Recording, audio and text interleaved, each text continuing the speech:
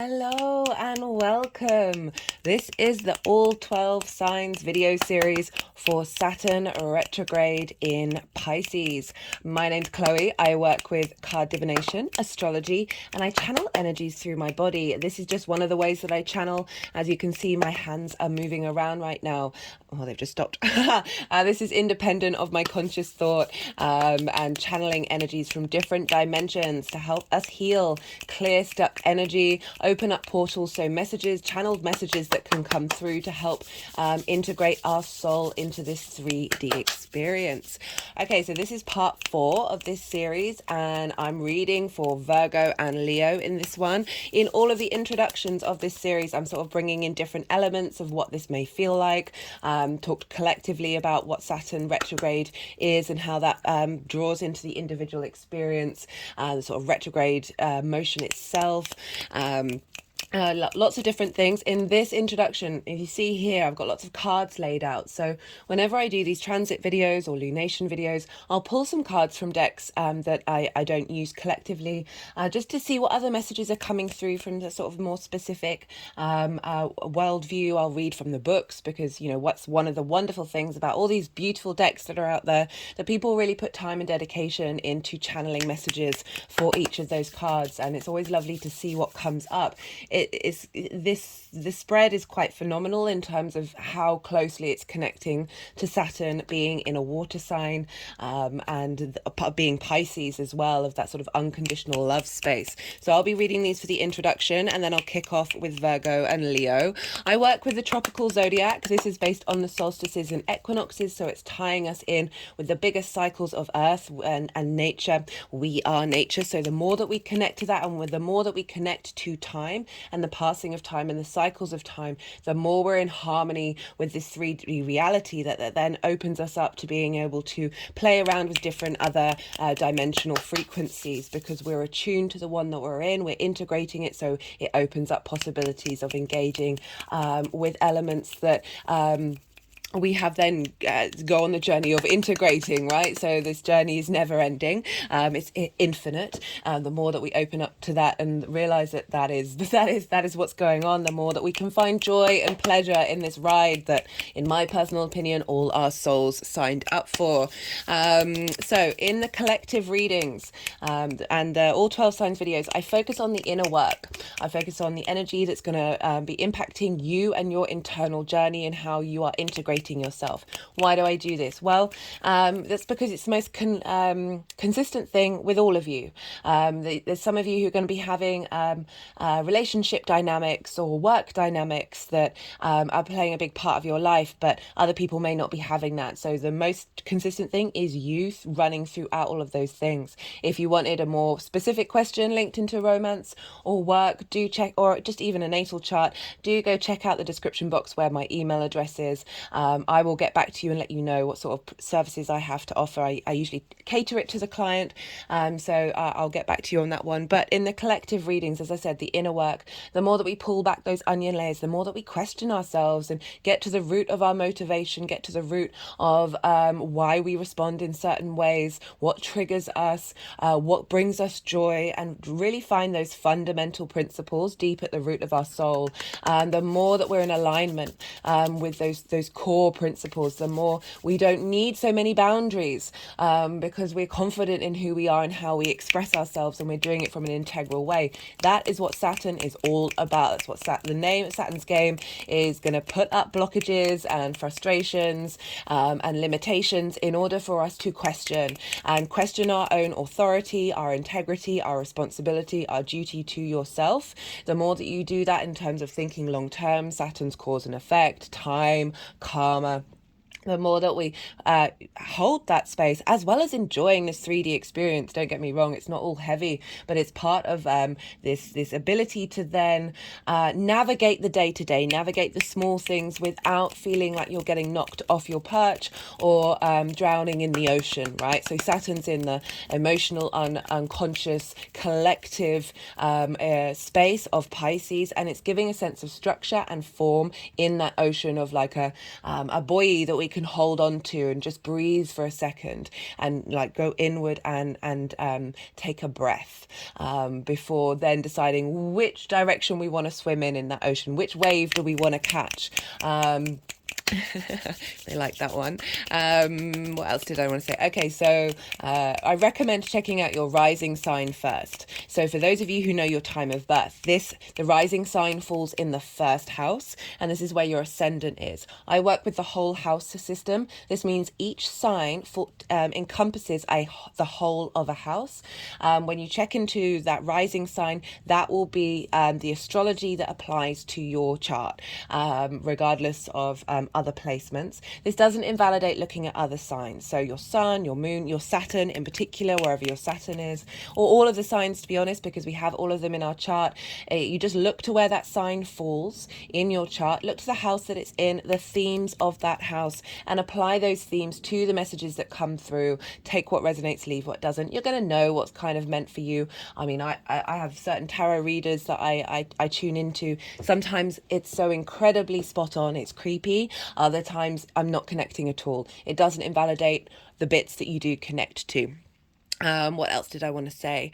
So when I'm channeling, sometimes at the moment, for this particular series, I'll talk about the astrology, I'll be pulling cards while I'm doing it, and then at the end of it, I'll pause, I'll go quiet, and let the energies move the cards around, because they're the ones who do all the movements, and they'll want to do some energy work, and that's usually at the end when you can decompress. But during these series, they've kind of been wanting to do some energy work at sort of the midpoint, as if we're having like a ad break. Do bear with me with that. Sometimes they're moving my body around. It's very hard for me to sort of stop doing it, and they'll stop cards coming out of the decks, and they'll put the decks down, and it's something that is just part of the process and part of the way that I channel. Obviously, working with energies that are from different dimensions, not necessarily their understanding of time and space is obviously not like the 3D experience, but there can be blurrings of lines where they may want to go off for about an hour and do some energy work. If that's the case, I do tend to pause the video and do some energy work off camera, because I'm so aware of how precious your time and your energy is. And I appreciate the content is long that I put out. That's just who I am. I love context. It's why this channel is called All the Cards on the Table. So we have an understanding from lots of different modalities: astrology, tarot divination, energetic healing through the movements and the visual of the cards, stimulating all the different parts of us in a very holistic way to get a clarity and understanding of what kind of energies are we going to be working with, where are the difficulties going to show up that are going to help us learn and understand what's truly important to us. Or potentially rerouting us down a path that is actually more in alignment with our soul's journey. And then the more that we understand these energies, the more that we can begin to co-create, take a step back, get some perspective, realize that it's not personal, it's just what's going on in the sky, and it's how it's affecting your natal chart, and just breathe, and then be able to sit with that energy, and then say, oh, well, how can I play with this? How can I work with this? How can I switch the gear and have something that may feel like frustrating, get more in alignment that facilitates your soul journey. Right, thank you everybody, new and returning viewers alike. I really appreciate the time and energy transfer. It means a lot to me. I love reading for you. I love seeing what's coming up for all the signs, and how there's threads and themes throughout each transit. I'm just going to really quickly suggest a couple of transit series that I've already done, just because this retrograde is happening during the Venus retrograde. Jupiter's in Taurus. They're all intermingling with one another, because Pisces traditionally, in the Hellenistic principles, which is what I work with, as well as my own modern intuition, that Jupiter rules Pisces. So wherever Jupiter is impacting Saturn. So wherever Jupiter is impacting Saturn in Pisces, and Jupiter's in Taurus, ruled by Venus. Venus is over in Leo. She's about to start a new retrograde phase in Leo that happened 8 years ago. This is huge. I'll talk about this more in each of the sign, but this is huge because Venus retrograde's the least of all of the planets, and she's a personal planet. It's about love, and love is the strongest energy in the universe. I feel personally, my hands have just gone over my heart chakra. I talk a lot about the heart space, and a lot of the more that we work from that heart space, the of unconditional love rather than the impulse control that we may have, and the more that our frequency gets stronger and ripples out and ripples out and ripples out, and that heart coherence impacts not only you and the experiences that you pull towards you and how you're able to weather any storm of conflict and drama that may come up, but also it impacts the people around you. It impacts the collective unconscious. That we're able to, the more that we do that work and integrate and heal our heart, the more that we're able to push that integration energy out into the world, because we see very, very clearly that trauma, shame, rejection, repression, all of those energies have been building and building and building for an incredibly long time. And the trauma that trauma that hasn't been borne witness to, or that thing that you put in the dark that wants to be seen and wants to be heard, is bubbling up into the world incredibly loudly. So the more that we do that on an individual level, the more that we're able to put that energy out there that's available by energy transfer to people who might not be having the time or energy to do it themselves. Right, that's everything that I wanted to say in the little, oh no, I forgot to say the transit videos. Okay, so there's playlists for all planets and all signs. The Venus transit, I recommend, for me, that's the biggest transit of the year. The Saturn in Pisces, the first series that I did, that's where I broke down in a lot more detail of what Saturn means, of what Saturn in Pisces means, the combination of Saturn and Neptune together in the same sign. So all of this is a big transit for us all. This is a 2.5 year transit. So I go into way more detail in that initial series. Also the Jupiter transit in Taurus, break down Jupiter, break down Taurus, and that's impacting Saturn. And yeah, there's 2 other small little videos. So Saturn and Jupiter are sextiling one another. They sextiled each other on the 19th of June, which was the day before the summer solstice. I pulled cards on that exact aspect in the summer solstice video series. So this is a big aspect between Jupiter and Saturn. It's the first time they've aspected one another since the winter solstice in 2020, when they conjoined in Aquarius, kickstarting a 200-year cycle of their conjunctions happening in an air sign. So this is the first traditional aspect that they have made with one another. So this is the brainstorming after the inception, the seeding of that conjunction. We're now brainstorming and getting creative and finding some harmony in everything that's been happening. So there's a very supportive energy for us in the skies right now. Also, Neptune is now retrograde. That I pulled cards just for Neptune retrograde in the Capricorn full moon series, because I'm not going to be doing a series on Neptune in retrograde in Pisces at the moment. So both Neptune and Saturn are retrograde in Pisces. They both look like they're going backwards in the sky. They're both going over old territory, are revisiting. They're going inward. It's more sometimes it can be very much of an internal space when we have a retrograde motion. They're closer to the Earth, which means our energy, rather than the sun's energy, is having dominance. So we're able to draw this energy inward into our personal 3D experience. Okay, that is everything. That was a fair amount for the introduction, and now I'm gonna start reading for the cards. Okay, so they've been laying out in the order that I'm going to be reading them. This is all the decks from the description box. This is the Carl Gray Gateway of Light Activation Oracle. Love this deck, so beautiful, and the messages that come through from them are just very nourishing. We've got the Stargate Heart chakra opening, unlocking generosity. I loved how this came up for a Saturn transit, because we tend to look at Saturn as the school of hard knocks, the bully in the room, the sense of authority that's telling us, no, we can't do that, the limitations, the boundaries, the frustrations. And this was one of the first cards that came up, and it's it's talking about that heart space, about how important getting that in alignment with your integrity. So some keywords for Saturn is whatever Saturn's doing, right, in my opinion, all the planets and all the signs and all the aspects, they're all in cahoots with one another to help us be free in our individual space, but working together as a collective, right? They're all in the one. We are the universe manifest in individual form. Everything is a mirror around us. We are everything, because everything is that creator energy, that universe energy. So that sense of the collective, but signed up to be in an individual body, right? We tend to sort of prioritize one side or the other.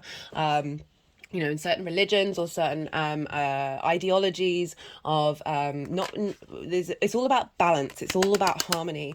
Saturn represents the opposition. Okay, so we have two opposing signs. We get the sun and the moon for full moons in opposition, and this can always show us where things are out of balance. In order to get them into balance, it's not about denying either of those identities, but getting them to appreciate and respect each other's authority, but working together. There's a sense of commitment to Saturn. So Saturn is duty, responsibility, integrity, authority. But my key word for Saturn is legacy, right? So it's time, it's cause and effect, time and karma. Wherever I look in charts, it's always interesting to look in famous people's charts as well, because then we've got sort of they're out in the open and their legacy is more on the main stage, right? And time and again, speaking of time, Saturn links into their legacy. Saturn is about commitment. When I'm looking at readings for relationships, it's not Venus that I prioritize, it's Juno and Saturn, and what's going on with the asteroids Juno and Saturn as a planet, because that's going to be for more long-term committed dedication, where you are putting in the hard work. And I'm not saying hard work in a negative way. Things take effort, being mindful, putting in the practice. They say, what is it, 10,000 hours that you have to put into something before there's a real sense of mastery. With the retrograde, right, we are going over old territory. We are revisiting. I always recommend, if reading a book. If you're going to read a book, read it 3 times. Because the first time you're absorbing all that information, the second time you're familiar with it, so you're then finding the nuances in what that information is, and then the third time you're really very familiar, so then you can start thinking for yourself. Obviously that's going to be different for all of you in the levels of how you interact with things, and it doesn't just have to be books. It's that acknowledgement of seeing the details and seeing how things come together, because when we're not in that state of absorbing information and full-blown learning, we can then start to contemplate and to think outside of this novelty and this new information. Saturn isn't about novelty. Saturn is about that duty of taking your time day to day to put in the commitment to your legacy. And through that removal of novelty, we're then able to find something even more novel that's outside of it, right? Okay, so back to the heart card. Sorry, I'm getting a little sidetracked here. So what I liked about this is because this is all being really kind of dictated by Venus, and Venus over in Leo, and she's helping at the moment this summer start a whole 8-year cycle of revisiting how we value ourselves. In a nutshell, at the root of it, it's also about relationships. It's also about creativity, but it's essentially about respecting ourselves and valuing ourselves so we can enjoy this 3D experience and draw situations towards us that match that sense of value. So I'm just going to read out from the book. And also the fact that Saturn is in Pisces, which can be very much linked into unconditional love. It's duality. It's honouring the shadow and the light as well, which I really see with this Saturn transit, of us no longer shaming the shadow, rejecting the shadow. We talk about like dissolving the ego. It's not really the ego, it's the id, because the id is the one governing the ego's response mechanisms, and those are our deep-rooted primal responses, our limiting beliefs, our trauma responses that govern everything else that we do. The ego is just trying to help us navigate this 3D world. It's let's skip the middleman and get right to the root of things. Saturn is all about foundations, which I'll talk about in a little bit because it's shown up in the cards. Okay, the heart chakra is connected to love and generosity. When opened, it can take us on a powerful expedition to experience love. In Sanskrit, it is known as anhata, which means unstruck or even unbroken, revealing that even though we may feel our heart is broken, our true spiritual heart is always whole. The heart chakra governs all aspects of our heart, including relationships, what lights us up, and of course, our self-worth. So there's a gateway here to the Emerald City. In the gateway image, there is a path to the Emerald City, but it is the path less traveled. This can represent many years of denying our self-worth, and also moments during many lifetimes where we've pushed love away. But now we are moving closer to the love we are.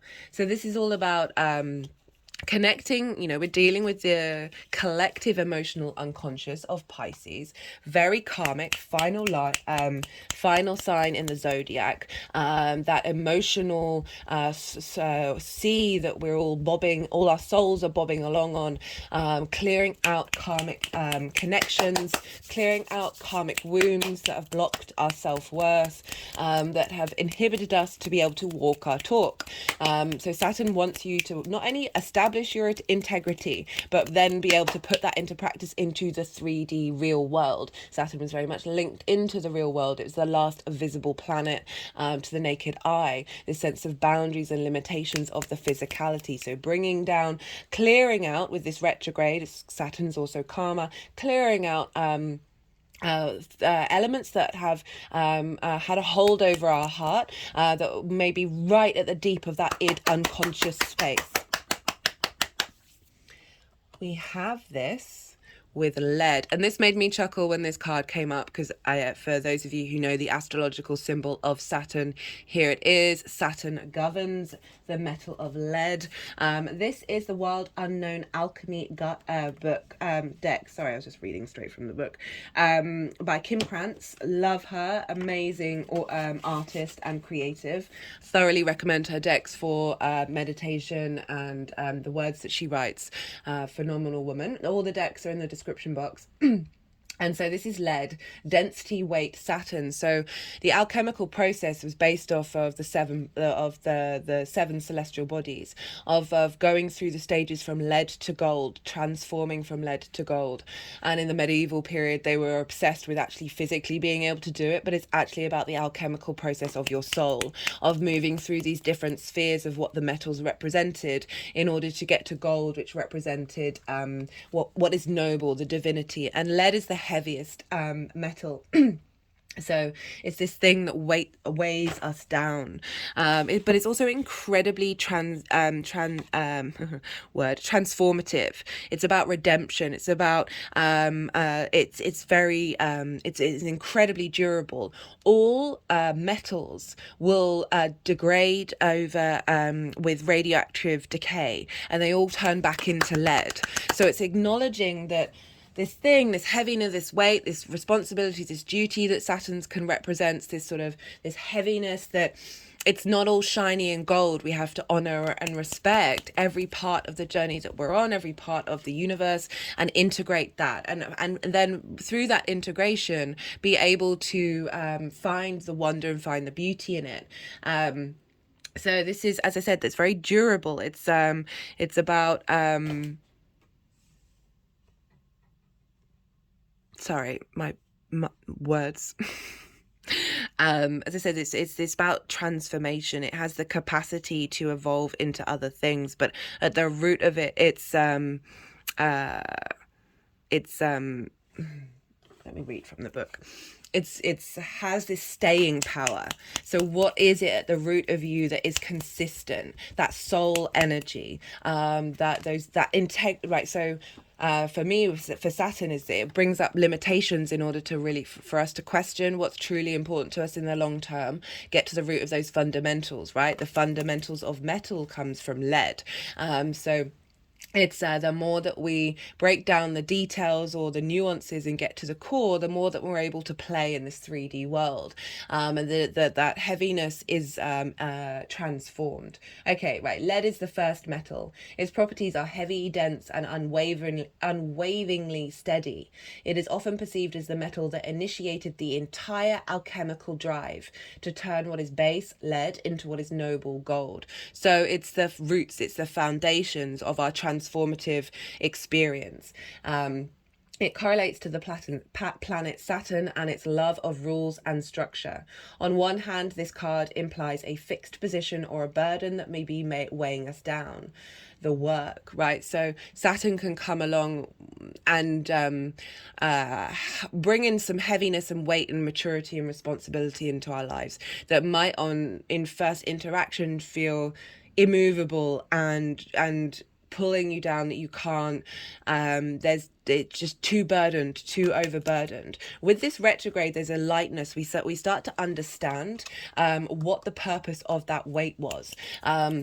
It's no longer sort of feeling like a burden, but something that we can work with, something that we can explore without feeling like we're getting crushed. But it's about being responsible. You know, in the first part one, I talked about the submarine that was going for the Titanic, and there's lots of, it was in the news about how like a year and a half before they got a report saying they needed to fix this, and this, and the company didn't. And Saturn's about responsibility.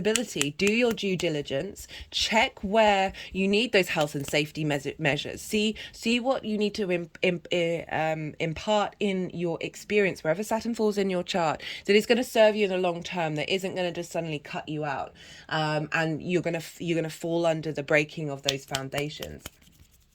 What else does it say that I wanted to read?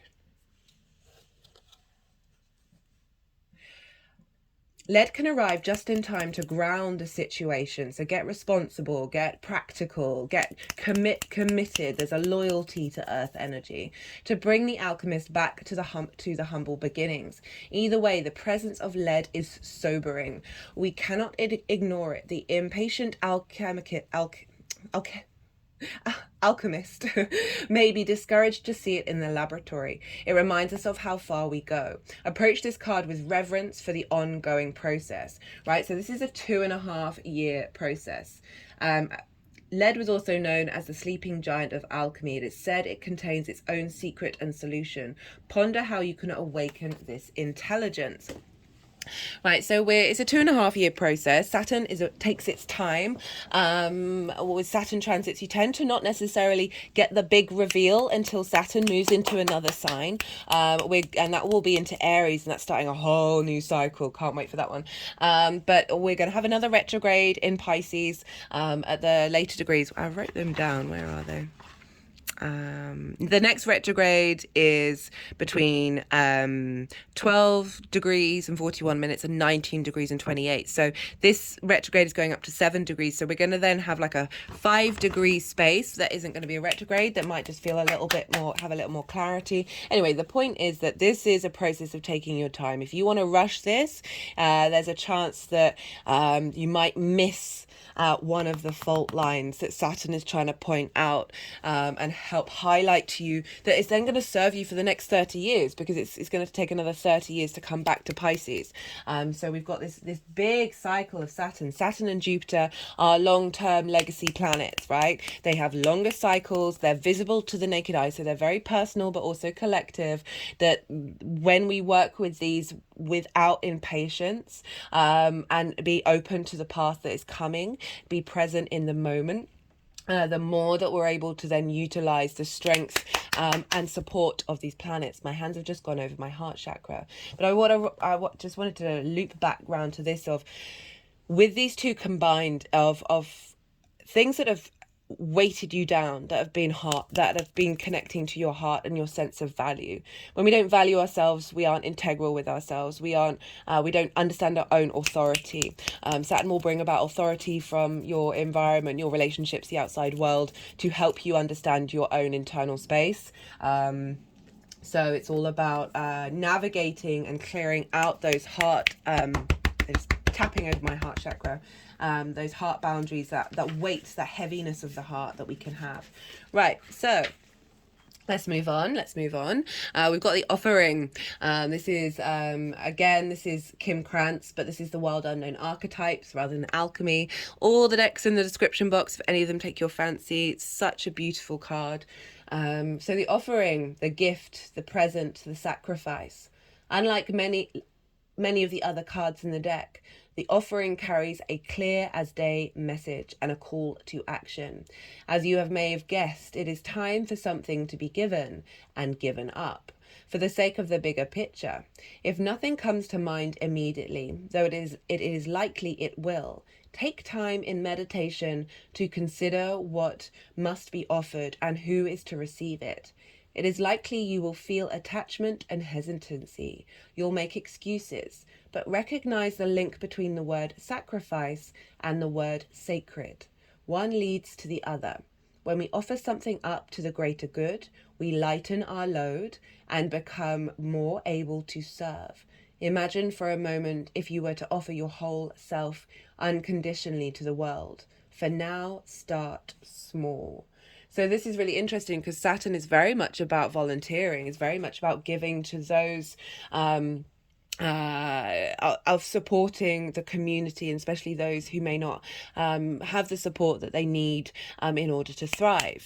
So volunteering, cleaning up as well, because we're dealing with earth and water, because Jupiter's in an earth sign. So clearing up your environment, tidying your room, yeah, as I said, volunteering, donating something, maybe having a clear out of some of your things and giving them to a charity shop, or yeah, I can't remember what the other term is for that in other countries, but make an offering to somebody that you care about. If somebody's in need, especially mental health as well, because Pisces can be linked into that. Spending time with them if you've got the time and energy and resources to do so. But I've mentioned in previous introductions, so Saturn is 3 times closer to the Earth. And so we've got those abilities to say no and put up boundaries and restrictions around habits that may not be serving us. And offering that up. I think it was in part 3 of like what kind of devotional practice we can do to Saturn. Saturn's day is Saturday. So Saturdays are a really good day to draw a line in the sand and say, no, this particular habit, this particular routine, it's not serving me. I'm making a commitment. I'm offering up my my time to change that to Saturn that's going to serve you in the long term. There was another phrase that was said. Oh no, I've taken that jogged my memory. I'm sorry, my brain is very good at dropping information out, just disappearing. Sometimes when you channel a lot, that it's yeah, it feels very separate to you sometimes. Yeah, well, I liked how it's saying giving up for the bigger picture. You know, I was just talking about how this is all about a long-term process. This is all about seeing what's really important to you at the root of who you are, rather than the immediate gratification that you can get from things. And that tying in with this Venus retrograde could really help in terms of rediscovering your pleasure principle that is facilitating your long-term goals, your long-term space, rather than trauma responses that can keep us in the same space because they're trying to keep us safe because we've been through some stuff. And you know, it's not about shaming that, but acknowledging that thank you for helping us. Thank you trauma. Thank you limiting beliefs for helping me so far. But now I let the trauma response know that the energy is shifted and the emotional space is shifted, that we are now entering a new paradigm. Okay, right. The second card is the fault line. So when this came out along with the lead card, I was like, because I just was like, this is ridiculous. Hello, Saturn. So the Saturn is very much about coming along wherever he is, and they are, wherever they are, testing your foundations. Saturn wants you to have strong foundations, and this is where frustrating things can come up because you get a bit shaky because your foundations have sort of been knocked around. But it's Saturn's making sure that things need to, what foundations need to come down are coming down, because they wouldn't have lasted in the long term anyway. And the sooner that we tend to these things and we look and be mindful of where those fault lines are, again, that's habits as well. Be in meditation, sit in nature. You know, we're dealing with earth, with Taurus, and water. I've talked a lot about having salt baths. Of being barefoot on the ground, meditating, just allowing pause, because it's yin night energies of water and earth here. That the Saturn's spending time helping you be mindful of these and step up to how you want to fix them, what's important to you. So the fault line, the fissure, the crack, the weak line. Imagine walking across a frozen lake that begins to crack before your eyes. No matter how optimistic and brave you might be, panic ensues. You become fearful and tense and long for stable ground. Such is the energy of the fault line. It's the energy of walking on eggshells, of precarious dynamics, of sensing what is ready to break open into chaos. It's likely this cracking open is overdue, right? So I always say with Saturn and Uranus, the two of them, the more that we start doing the work and in the energy that they appreciate, preempting changing of signs, the more that they are then more what seems, I mean, they're supportive no matter what they're doing, but in a less dramatic, chaotic way, if we tend to it ourselves and be mindful and preempt what might get shaken down. Because so of both of them, and those two really are in cahoots with one another. Uranus will come along, just flip everything upside down, because you haven't looked at the things that are really important to you, that there's been tension in blocking your soul and your independence. Saturn will come along and it's not as dramatic, but it's helping you have that sense of foundations of your own innate authority, of what it is that you need in your 3D existence. And if you haven't been tending to it, Saturn will you probably unconsciously or very, very, very mildly consciously aware of just how shaky your foundations are, and you let it build up and build up and build up, and then everything falls down. And that's when it's just like the dark night of the soul of like, what's just happened. I've had plenty of them in my life. Dramatic, but worth it in the end. But there's a part of me that wished I'd got into astrology earlier, because that would have helped me navigate that energy in a way that was a lot more facilitating and sooner. But we are where we are, no regrets. Right. It's likely this cracking open is overdue, as fault lines develop slowly and naturally from underlying elemental pressures. This card comes as a potent warning not to deny the shakiness that's afoot. Like, don't not see it. This retrograde is helping us see it clearly, helping us be able to bring that authority inward, help us question our own authority about what it is that we want, from a way that there's an ease here. Pisces is ruled by Jupiter and Venus is in exaltation, which means she has a lot of power in Pisces. These are the two benefics. There's a lot more ease and flow with our ability to look at our unconscious space, right? And be supportive of it. But if you're avoiding things, sit in meditation, write things down, do some honoring to Saturn, have a bath, cleanse yourself, let that energy move through you, and barefoot on the ground yourself. Get some dark crystals if if you feel so inclined. They're not important, but they can help, of like giving your breathe slow, like get some breath work in, slow down, so you can take things one step at a time of all this shakiness, if that's what you're going through. Just the more, like, my whole life fell apart and I knew things were going on, and I didn't have the energy to deal with it. I didn't give myself the time, the space to do it. And I got so overwhelmed because there were so many different things. You just focus on one thing at a time. Just one thing at a time. Don't start pre-planning the future. You can't call it. Just be present in the moment and tackle one thing at a time. This card is it's much better to prepare yourself for change than to walk along the fault line pretending all is well. There is no easy fix for the situation at hand. It will require a foundational shift that alters the current dynamics from the ground up. Redefining reality, breaking open. The other side, the flip side of that is precariousness, pretending, delusion. We've got Neptune retrograde now helping us sort out that delusion. They are both retrograde.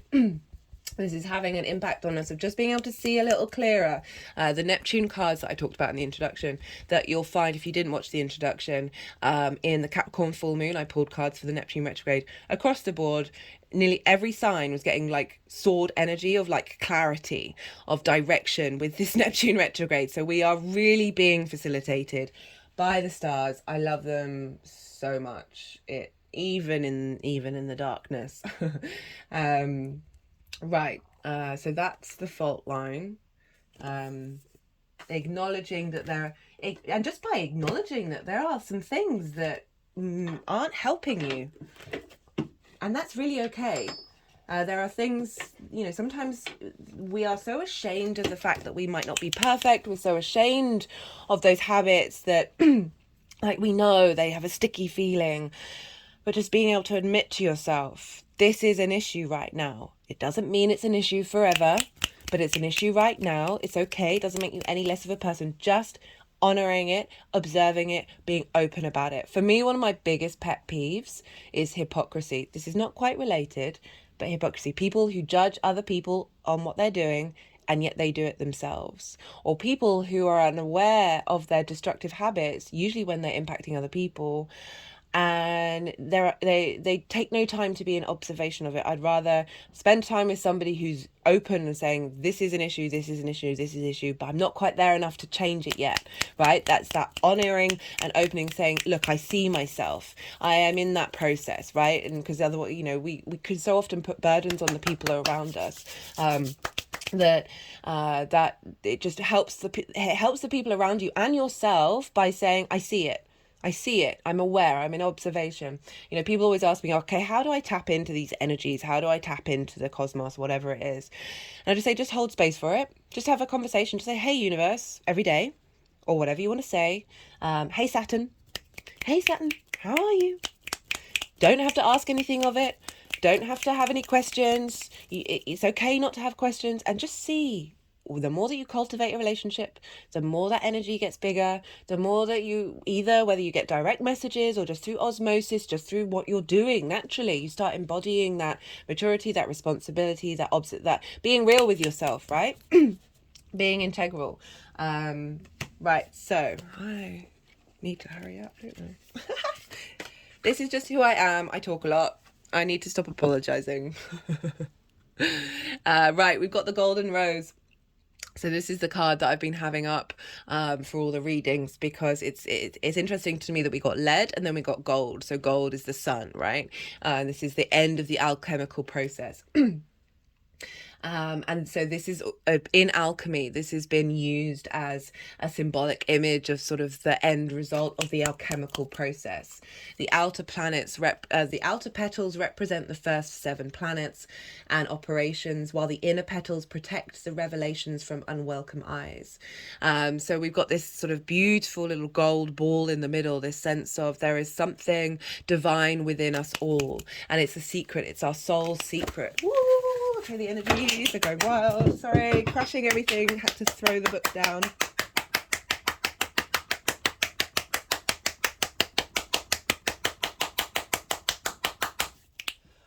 Whoa. Okay, right. So some of us out there have an idea of what our soul's all about.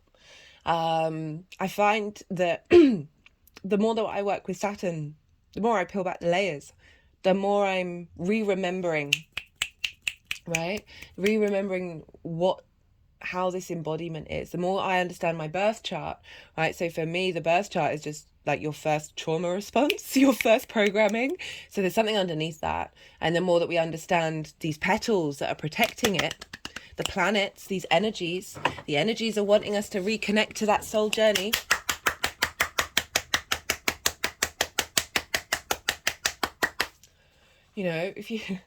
For those of you who play computer games, fantasy games, adventure games, where you have different skill sets that you level up.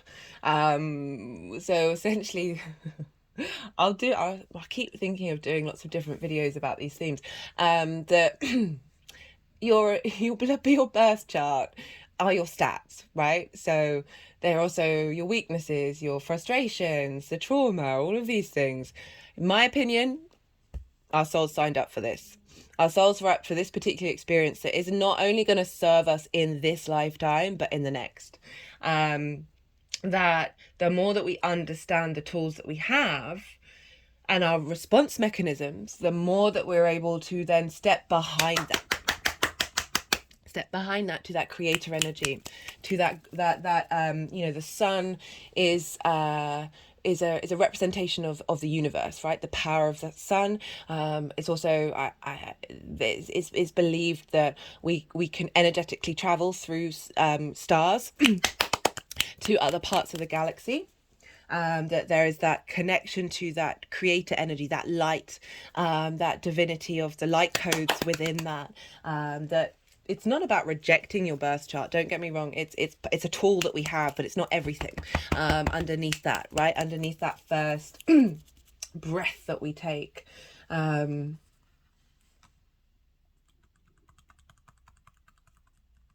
So we're spending time, Saturn, through this being integral, being dutiful, being mindful, putting in the work, putting in the 10,000 hours of unraveling ourselves and becoming in a state of mastery, being mindful of our emotions, our thoughts, our actions, being in a state of observation, working with these petals.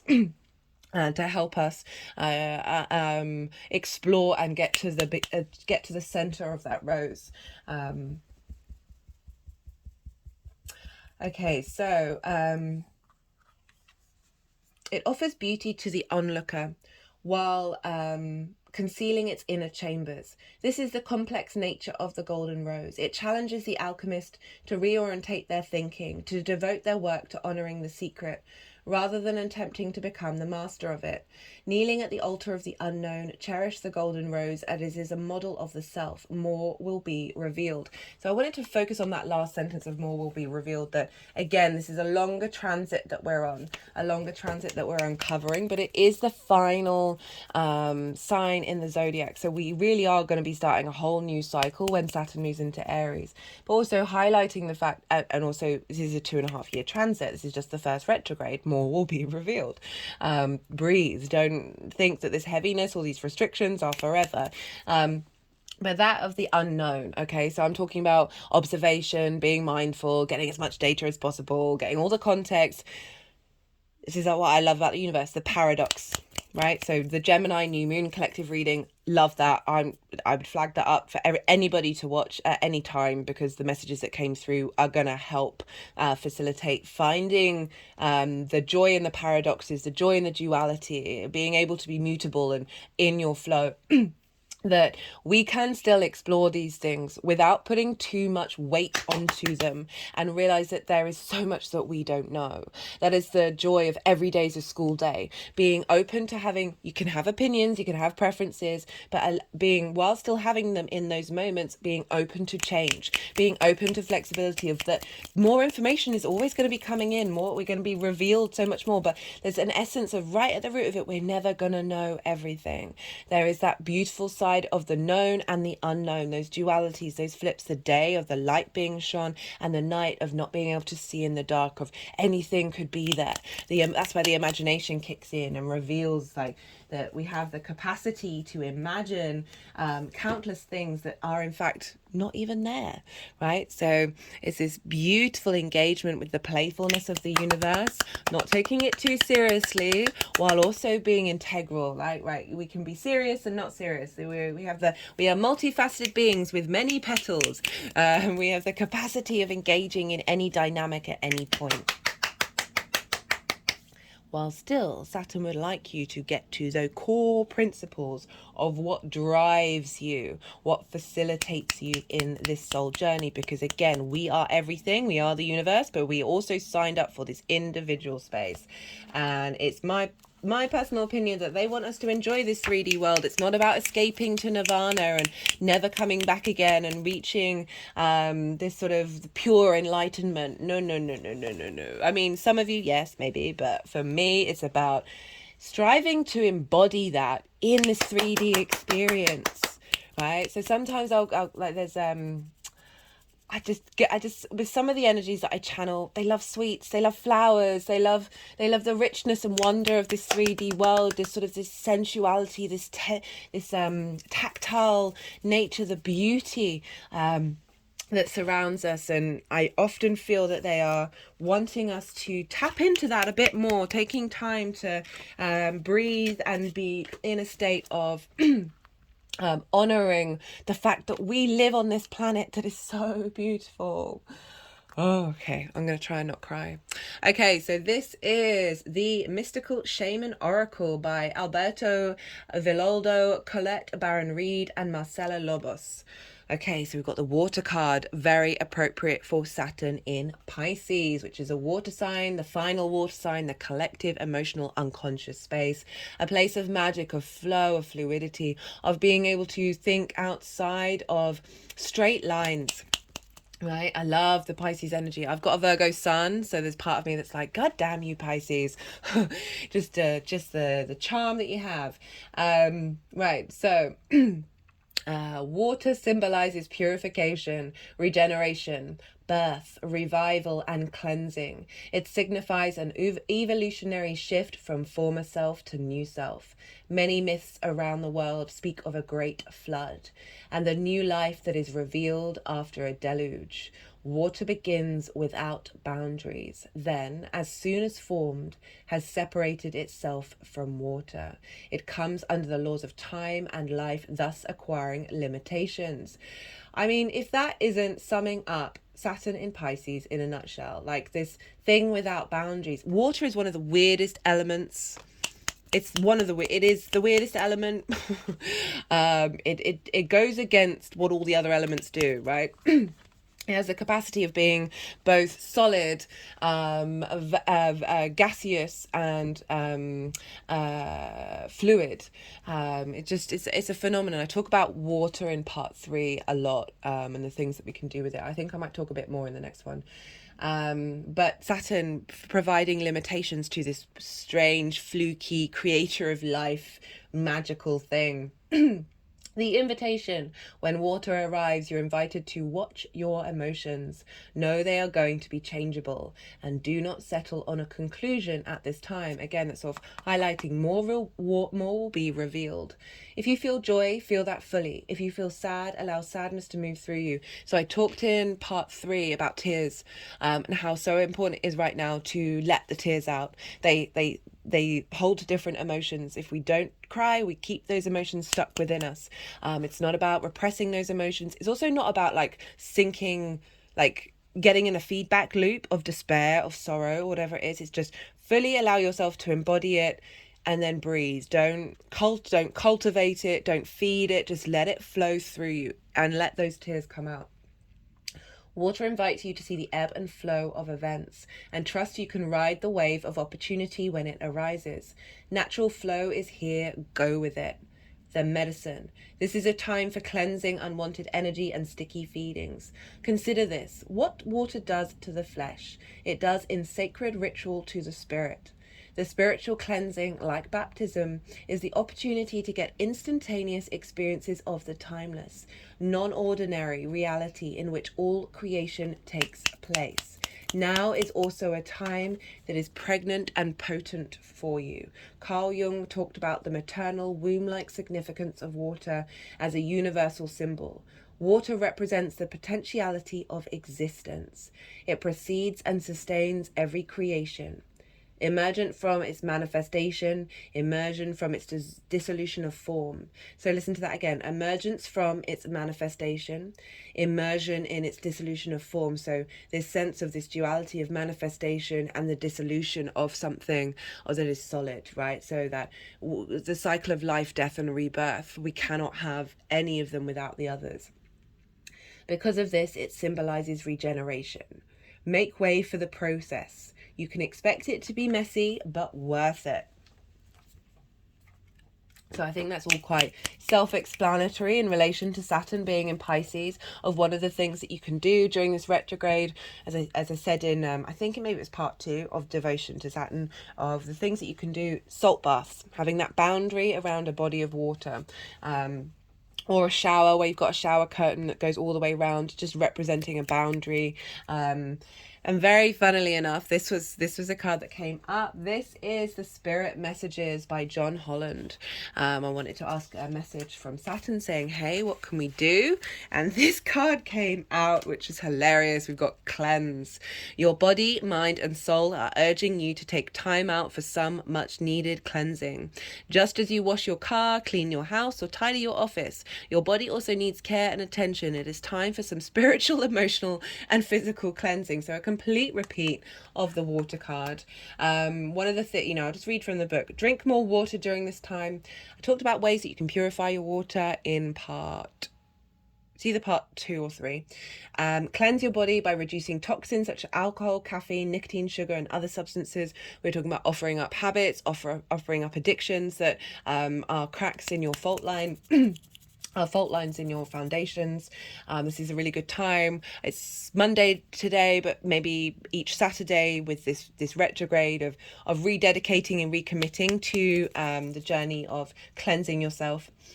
Take long salt baths and get out into nature so you can breathe in fresh, clean air. Allow the natural world to infuse your spirit with its healing properties as you cleanse and rebalance. You are a spiritual being as well as a physical being. Please honor both. Couldn't agree more.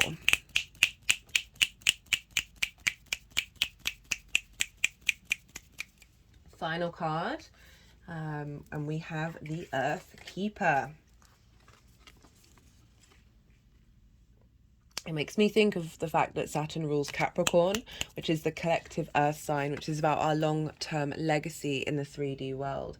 And wherever Saturn is having an impact on the signs that it rules. The essence, just as you're involved in co-creating your world, you are also responsible for its well-being. The Earth Keepers are dedicated to the stewardship of the earth and all life.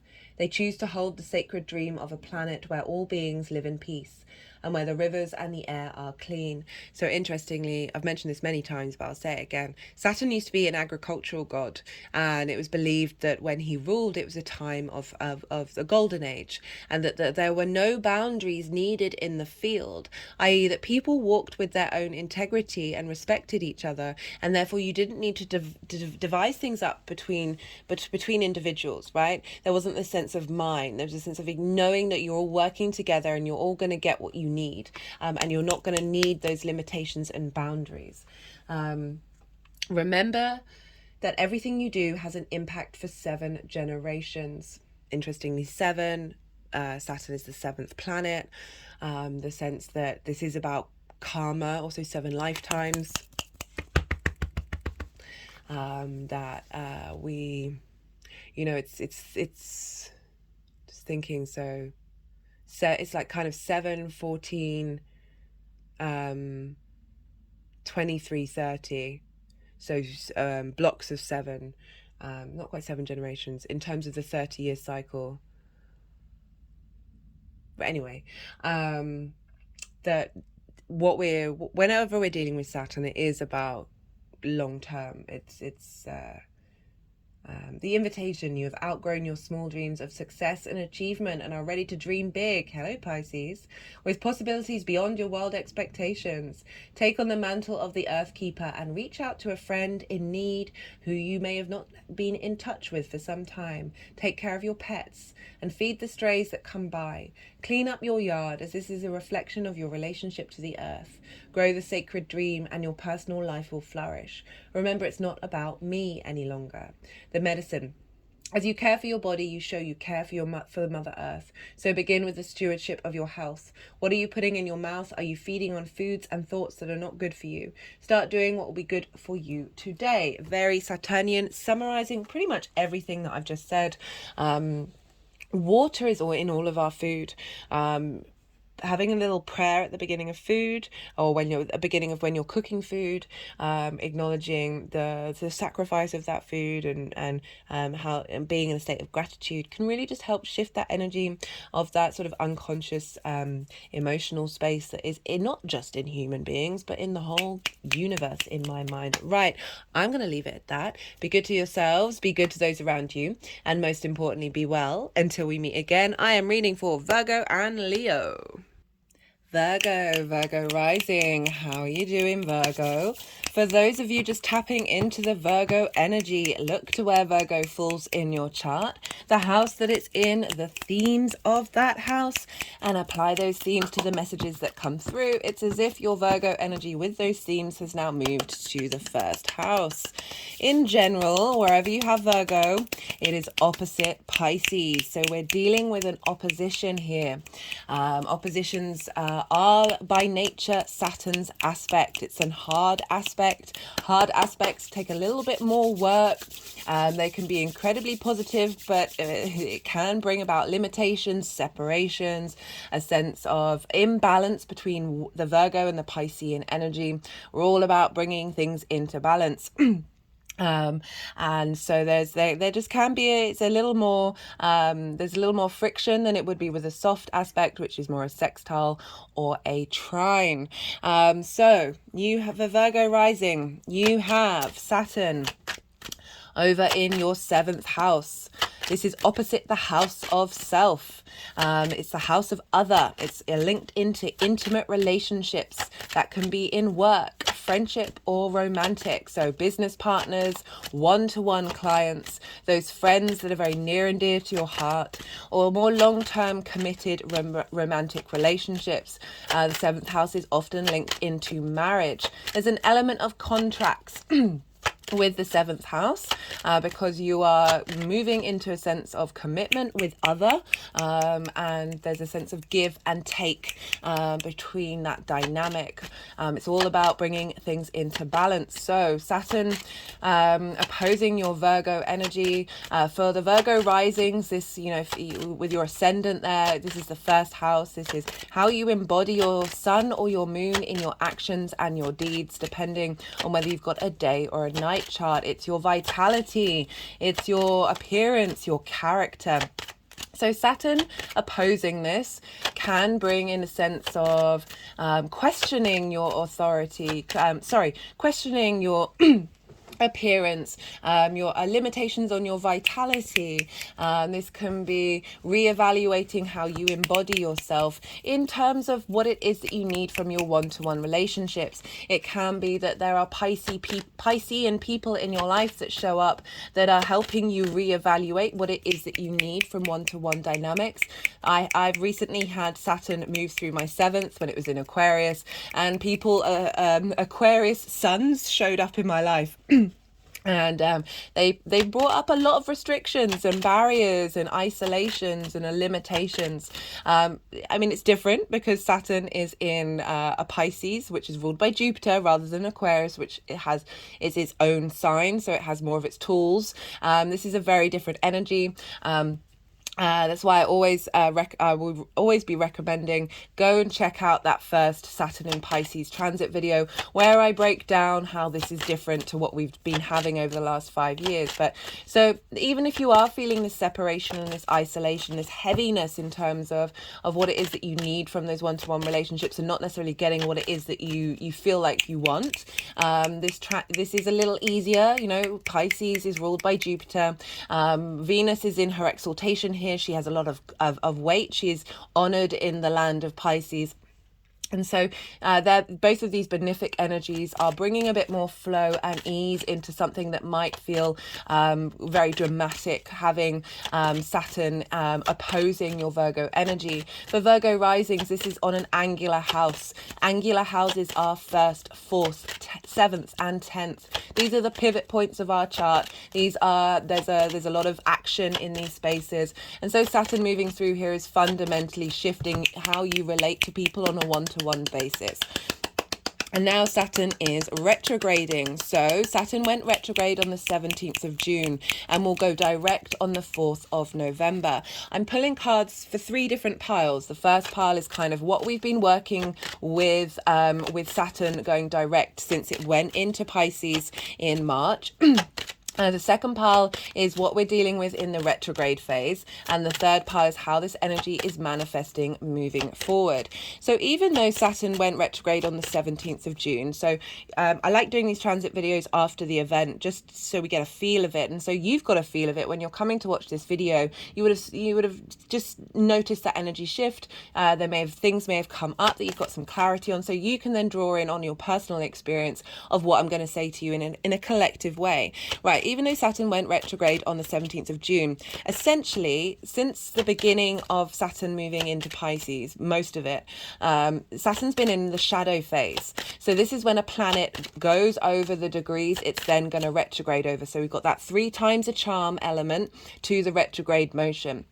And that was from the 11th of March when it went on to 0 degrees and 30 minutes. So the Saturn retrograde is between 7 degrees and 12 minutes and 0 degrees and 30 minutes. If you've got anything around those degrees and either side of it, that you're going to feel this a lot stronger than those of you who might have planets or your ascendant a little bit further away from those degree points. It doesn't mean that it's not impacting it. It's still an angular house.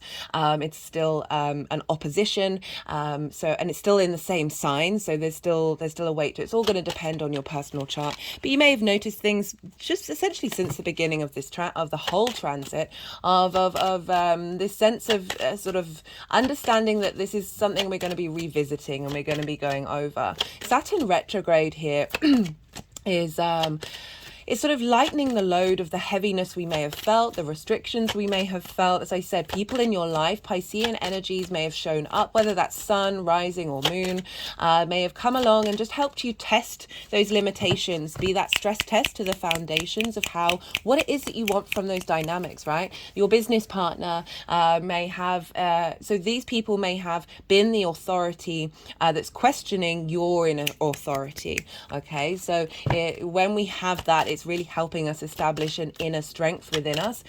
Saturn could have meant that in your 7th house, you may have been feeling a little bit more in your own power in those dynamics. And now with this retrograde, we're then bringing that inward. We're bringing that that sense of authority we may have felt of like, this is what I want, this is who I am, and now we're bringing it inward and questioning that authority that we've just experienced and seeing what holds up to the retrograde. Okay, so we may have had some strong ideas about what it is that we need and want, and now this retrograde is helping us go over those finer details. This is again, with it being in Pisces and karmic ties and Saturn, releasing old bonds that may have preconceptions of what it is that we want and need from one-to-one relationships, and just getting a little bit more of a lightness of the awareness of the restrictions that we've gone through. This retrograde, we're clearing out those boundaries, those restrictions, and becoming at peace with them and understanding the cause and effect of where they are. Saturn in retrograde can test the commitment to your legacy. So it can bring up, as well as that understanding of those roadblocks, certainly in engagement with them, of saying, okay, well, what did that cause me to think? What then side quest did I go on? That is then rerouting back to that sense of legacy of, okay, what's the short term? What's the long term? Maybe an understanding of the difficulties that may have tested that legacy, and being able to find some clarity and realizing this isn't forever. This is going to shift and change, and at the end of this whole Saturn transit, you're going to have a stronger understanding of what it is that you need from your one-to-one relationships. Saturn moving through there can also be about bringing people from the past that may have tested your authority from those one-to-one relationships to help you understand where you're heading in the future. It's 3 times closer to the earth, so this is a really good time of setting boundaries based on your fundamental core principles. It's drawing a line in the sand and saying, no, this is not good enough, right? So I found that the universe will bring up situations that seem good, but they're not quite right, and then you go, no, this is not what I need, and you draw that line in the sand. And this is about core principles. This isn't about the smaller details, because sometimes we can get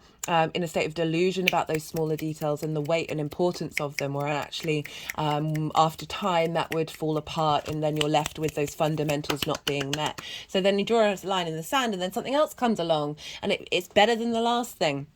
It's a thought process, it's an idea, it's a person that feels more connected than the previous experience.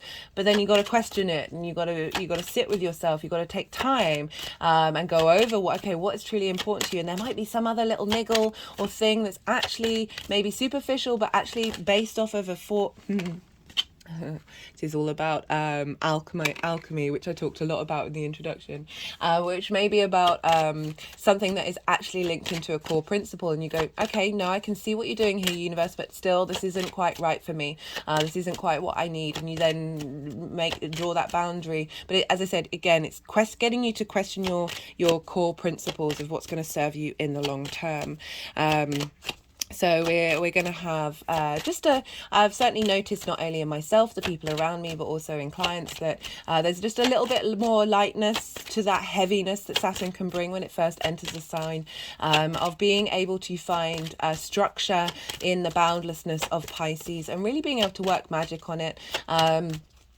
So it can be a very creative sign, that wherever it falls, if you've had a project or a thing or an idea or a situation or a relationship, now is the time to revisit and go over it and strengthen that dynamic. It's like a sense of editing, and as a Virgo, you know about editing. So really being able to see the details in the bigger picture of faith, right? So Jupiter in Pisces can be very much about faith. With this opposition, it's getting that imbalance, getting those details of facilitating, of helping in the 3D world of Virgo, with the bigger picture of yourself with others. So it can be other people coming into your life that help you realize you don't need to be so self-critical on yourself. You don't need to be judgmental. You don't need to focus on those details. You can lean into faith and be comfortable doing so, finding the structure within that.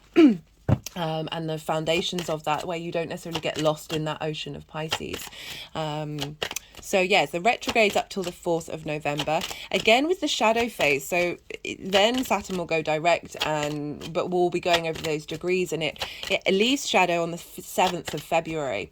So that's when all of these revisitings, these developments, this sort of acknowledgement of the difficulties and still being able to remain committed to the long term, that all of this journey and this retrograde and this revisiting, this revising, this sense of getting into the details and really being able to then, the other side of it, have something that is quite magical. You know, a lot of I always think about Steve Jobs had Mercury retrograde, and you know, Mercury retrograde can get a bad rap. I should actually come up with an example of the Saturn retrograde. Maybe I'll do that in the next video, of not being able to communicate well, but spend a lot of time in his own space and revisiting and getting to the nuances of things. This is what we're doing with Saturn, with our foundations, of really finding the core elements of our unconscious space. You know, I talked about the id in the introduction, of the thing that drives us from a very unconscious space that we're not aware of, spending time in dedication to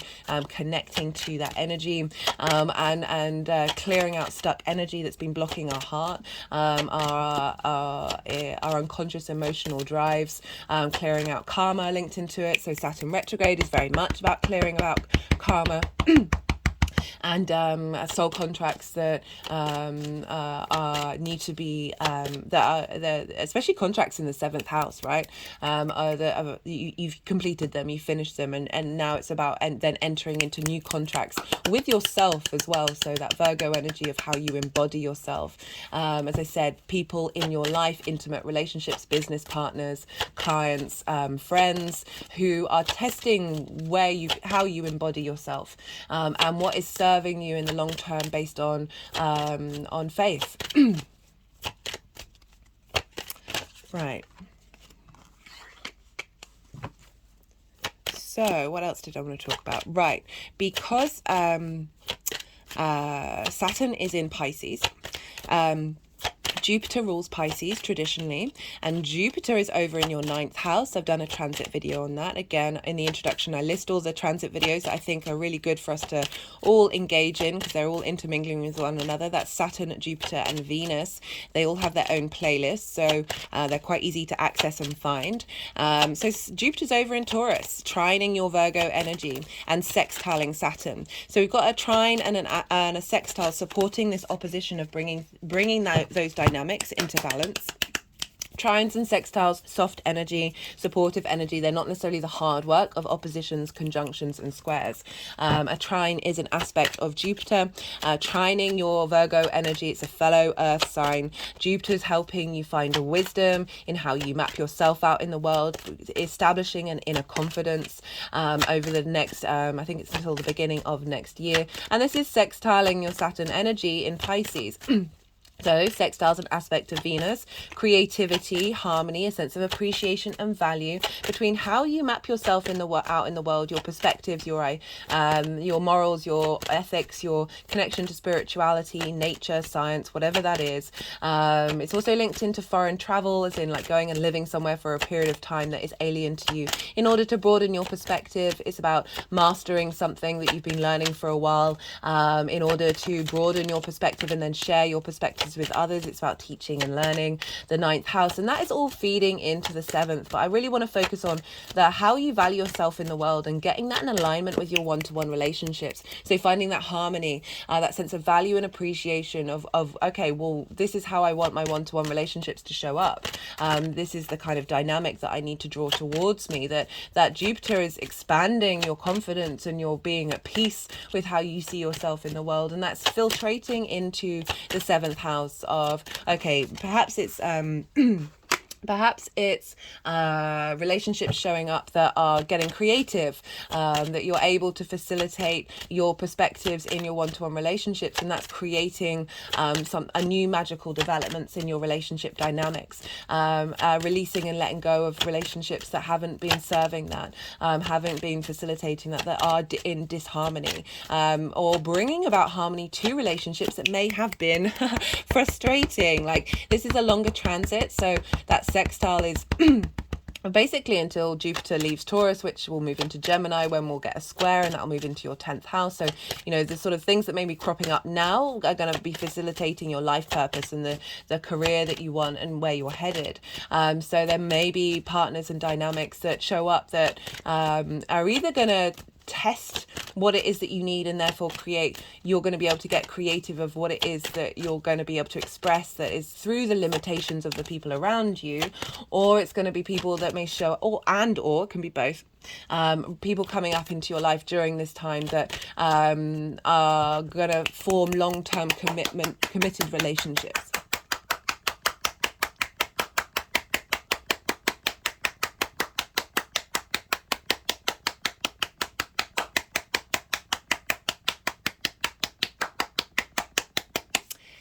Yeah, I'm just thinking I had Saturn and Jupiter move through Aquarius at the same time. So there was this sense of expansion and desire to commit, but so many limitations and restrictions that really inherently just helped me be at peace with what it is that I need from other people. And that's through fully embodying a love for yourself and how you embody yourself, your character, your how you appreciate you with this opposition of Saturn to your Virgo energy. For those of you who have Virgo suns, this is something that I'm experiencing, that there can be limitations. So the Saturn is the darkest planet. So there's and opposite the sun, which is obviously the star, the clarity that we get in the world, there can be a sense of not being seen and not being visible. There are limitations around that visibility and your expression of your vision. So with that opposition, wherever that is in your chart, for those of you with Virgo placements, particularly your sun and your moon as well, because they're the luminaries, they're sort of our guiding unconscious and conscious thought, that with the moon, it could be your needs not being met. There's a light of wherever they fall in your chart of your frustrations. There may be frustrations around your needs not being met. It also could be that the flip side of that are people in your life who have a sense of authority, or situations that have a sense of authority coming in, and maybe through initial limitations are actually giving you support in the long term.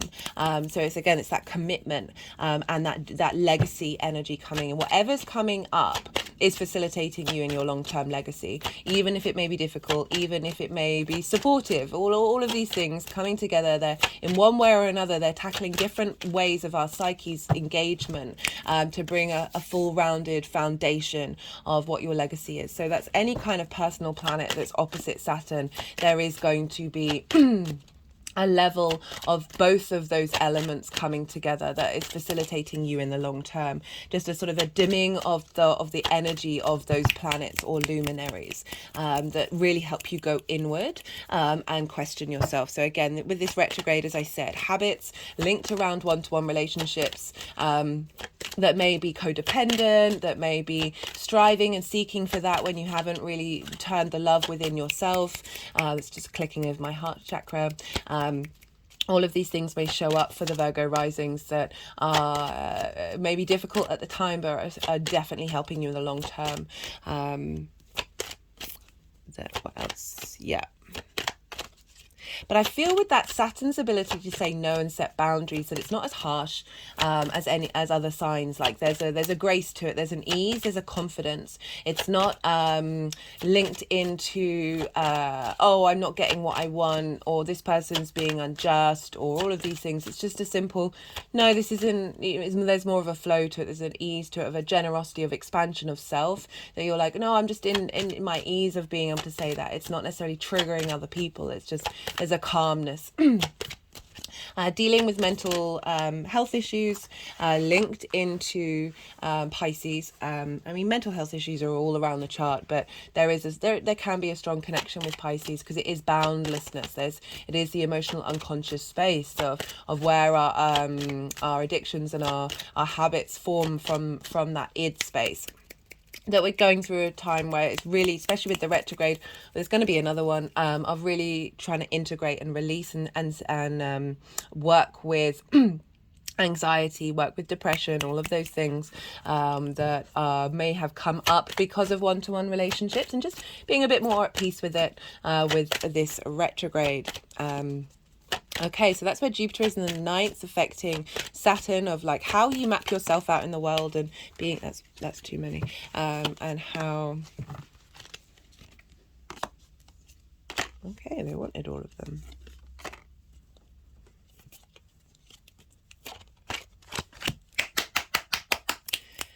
As we're dealing with a Saturn transit, I recommend always checking out where your Saturn is in your chart, because wherever it is, what sign it's in, the house that it's in, those themes are going to just show up in whatever Saturn's doing. But also we look to Aquarius and Capricorn, because traditionally those are the signs that Saturn rules. So whatever Saturn's doing is leveling up those areas of your life, and also themes of the houses that they're in are going to be impacting and giving a flavor to this Saturn transit. So Virgo rising, you have Capricorn in your fifth house of creation energy. This is about the things that give you joy. The thing that is the house of joy, the things that give you a spring in your step. It's linked into creative outlooks that you have. Can be fun, amusement, games, play. It's also your pleasure principle, our romance, where short-term dating, that love space is. And so we've had Saturn move through there, so you've got a sense of maturity in that area of your chart very recently, and Saturn and where Saturn is in your chart, and also the signs that Saturn rules, these take time to mature. So it takes a little time to get going, but once they do, there is a lightness, having gone through that heavy lifting, that we're then comfortable and then able to blossom and bloom. So the 5th house of creation energy. Themes of this may come up, like especially in link to romantic relationships. That could definitely be a theme of really reassessing your pleasure principle in relation to your romantic relationships. But not just that. It's about work. It's about business partners, friendships, and that creation energy is it's our spark of life. Like it animates everything that we do. So like a creative thing doesn't just have to be art, doesn't just have to be music. It can very much be those things, but it's anything where we're coloring outside the lines, where we've got basic principles and then we're adding our own unique interpretation of that on top of it. So themes around creativity can come up that are linked into what it means for that one-to-one interaction, and so you may find a more maturity in the way of understanding what it is that brings you joy, and that's feeding into what it is that you need from your one-to-one relationships. Also, Aquarius is in your 6th house. This is work, health, and routines. So there is an element of work, of like how you work. So the 6th house, the 2nd house are the tools that you have in order to make your money. The 6th house is how you work. So you've got Aquarius, this very unique, principled, sort of out the other side of the wall of that, of what is traditional, is can be very have a very high perspective of being able to zoom out quite easily. So we've got that Aquarian energy of how you work and how you look care of your health and how you look after your routine. We've just had Saturn leave there, so you've again matured in that area. That any kind of relationship that isn't facilitating that might not be a priority for you during this time. Like there's a real sense of it could also for some of you be through work, because it's also about co-workers, finding committed relationships, business, friendship, or romantic, via your work. As well as like going out and having fun as well. So there's lots of different nuances. So play with those themes of like how that's maybe showing up for you already in your personal life, of how this Saturn retrograde, and we're going to be revisiting and going over and working out where our integrity is in each of those areas of our chart. I'm just going to jump quickly back to Jupiter, because Jupiter's in Taurus. And Taurus is ruled by Venus. And as I said in the introduction, Venus is retrograding in Leo. This is a huge transit for everybody. This is starting a new 8-year cycle in how you value and appreciate yourself, where your pleasure is, the joy that you have, how creative you are. And Leo's over in your 12th house, Virgo risings, and just in general, it's next door to your Virgo energy. This is what's called inverted. There isn't a direct line of communication. So you're right next door to each other. I always describe it as you have two people sitting next to each other and they're looking straight ahead, not at each other. You know you're there, but you can't see each other. It's about osmosis. It's the energy transfer, and a very subtle energy. It doesn't mean that subtle energy, it doesn't have importance and weight to it. It's this deep transformational energy in your 12th house, which can be the constructs of who you are. It's the hidden house, the house of mysteries. So it's like the limiting beliefs, the trauma responses, but underneath all of that, like it's your soul. Okay, so there's a lot of magic in the 12th house, but it can be a space of rest and isolation where we don't want to be seen. We want to, there's a sense of going inward, and there can be a heaviness with the 12th house.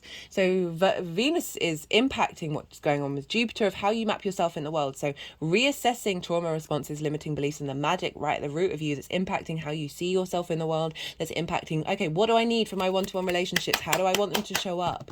Like having Pisces in the 7th can mean that you really appreciate the flow of somebody. You really appreciate being in flow with others. Pisces is duality, right? So the two fishes swimming away from another, acknowledging of the shadow and the light, and being comfortable in both of those places.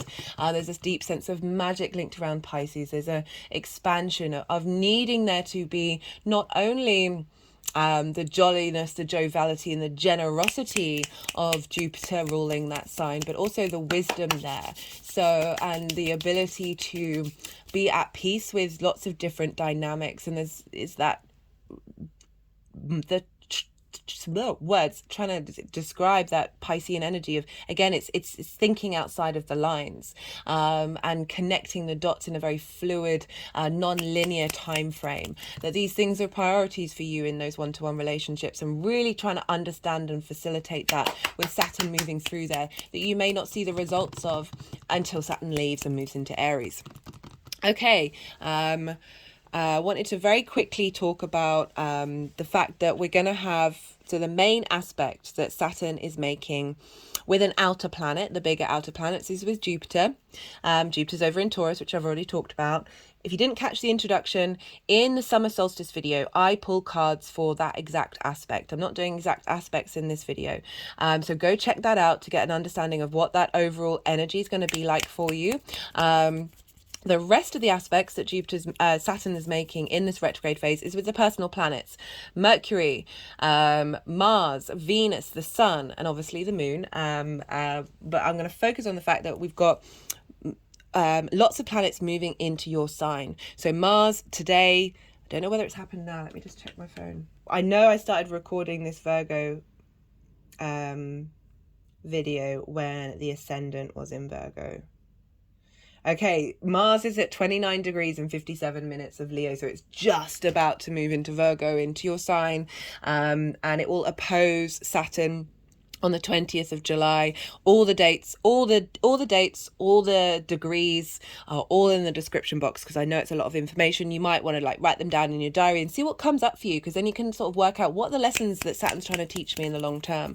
Then we're going to have Mercury, then we're going to have the Sun, and then Mercury again, because Mercury's retrograde in Virgo. I'm going to be doing a video on that, and so we've got a revisit of that. And then finally Venus on the 10th of October. So we've got these oppositions, which I've already kind of talked about, where we're trying to bring things into balance. You're trying to bring yourself and your drive, your personal drive of how to embody yourself in alignment with the legacy, the commitment, the contracts that you have with other people. I also see the 7th house as the contract you have with spirit, with creator energy. The 8th house is how this dynamic then shows up, the give and take, but the 7th is the kind of things that you appreciate that are embodied in those relationships. But also, how does the creator energy talk to you, right? How is the creator energy showing up for you? So this can be in dreams, and this can be in a state of being in a state of flow, a very Piscean energy. And then so the opposition's all about bringing into balance when they're in balance. Appreciating and respecting both sides of the coin is the way to get to the middle and be able to and bring together these energies in a way that facilitate one another, rather than they're trying to compete with one another, or feeling like they're separate, like you can't see, like with each opposition, it's two sides of this coin. You're finding the Virgo energy in the Piscean energy and the Piscean energy in the Virgo energy is the true magic of alchemy, of bringing these and harmonizing together. We've got the Temperance card, which is all about that, which I can't wait to talk about. And then from the 13th of October, we're going to have planets in Scorpio, and so these are going to trine Saturn in Pisces. You've got Scorpio in how you communicate. The nodes will have moved out of there, so it's a different dynamic. We've got a trine aspect of Jupiter, wants to bring elevation, inspiration, wisdom, expansion, cohesion, and understanding, a sense of faith and wisdom. And through that inner wisdom, we get confidence, and that's when we can expand. And that's when opportunities and luck, that luck side of Jupiter, come in. So very creative, inspirational energy between Mars, Mercury, and the Sun with this retrograde, that's helping you get bring things into balance with the opposition, and then get inspiration and flow of what this whole retrograde is going to mean. Right, okay, so they put the deck down, which means I'm now going to do some energy work. You just had loads of information, so let that settle, be in a state of peace, and see what intuitively has already come up for you, of what you've already been experiencing, and getting maybe intuitive hits of where this is headed, that's very personal to you. And then I'm doing some energy work, and then they'll move the cards around into the 3 piles, and then I will bring the tarot into everything that I've just been talking about, and seeing what other messages that I may have missed may have come up.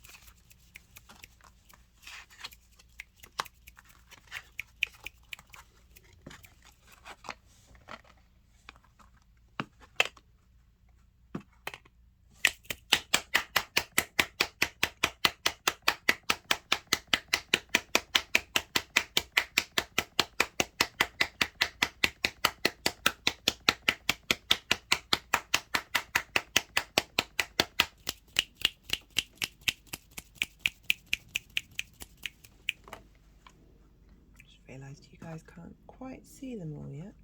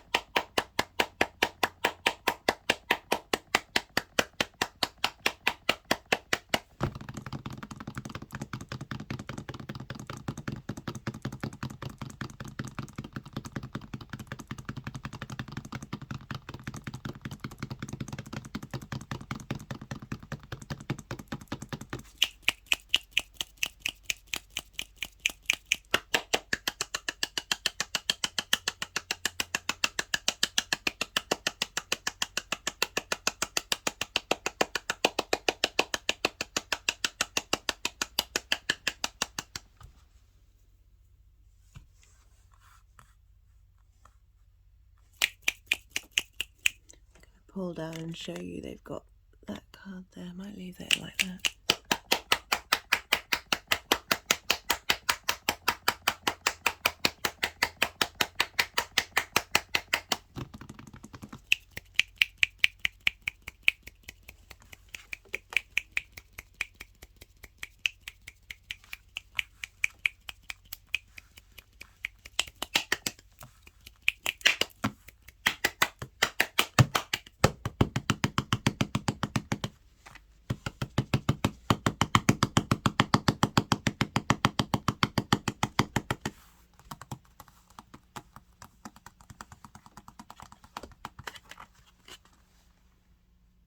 Okay, I'm loving the messages that are coming through.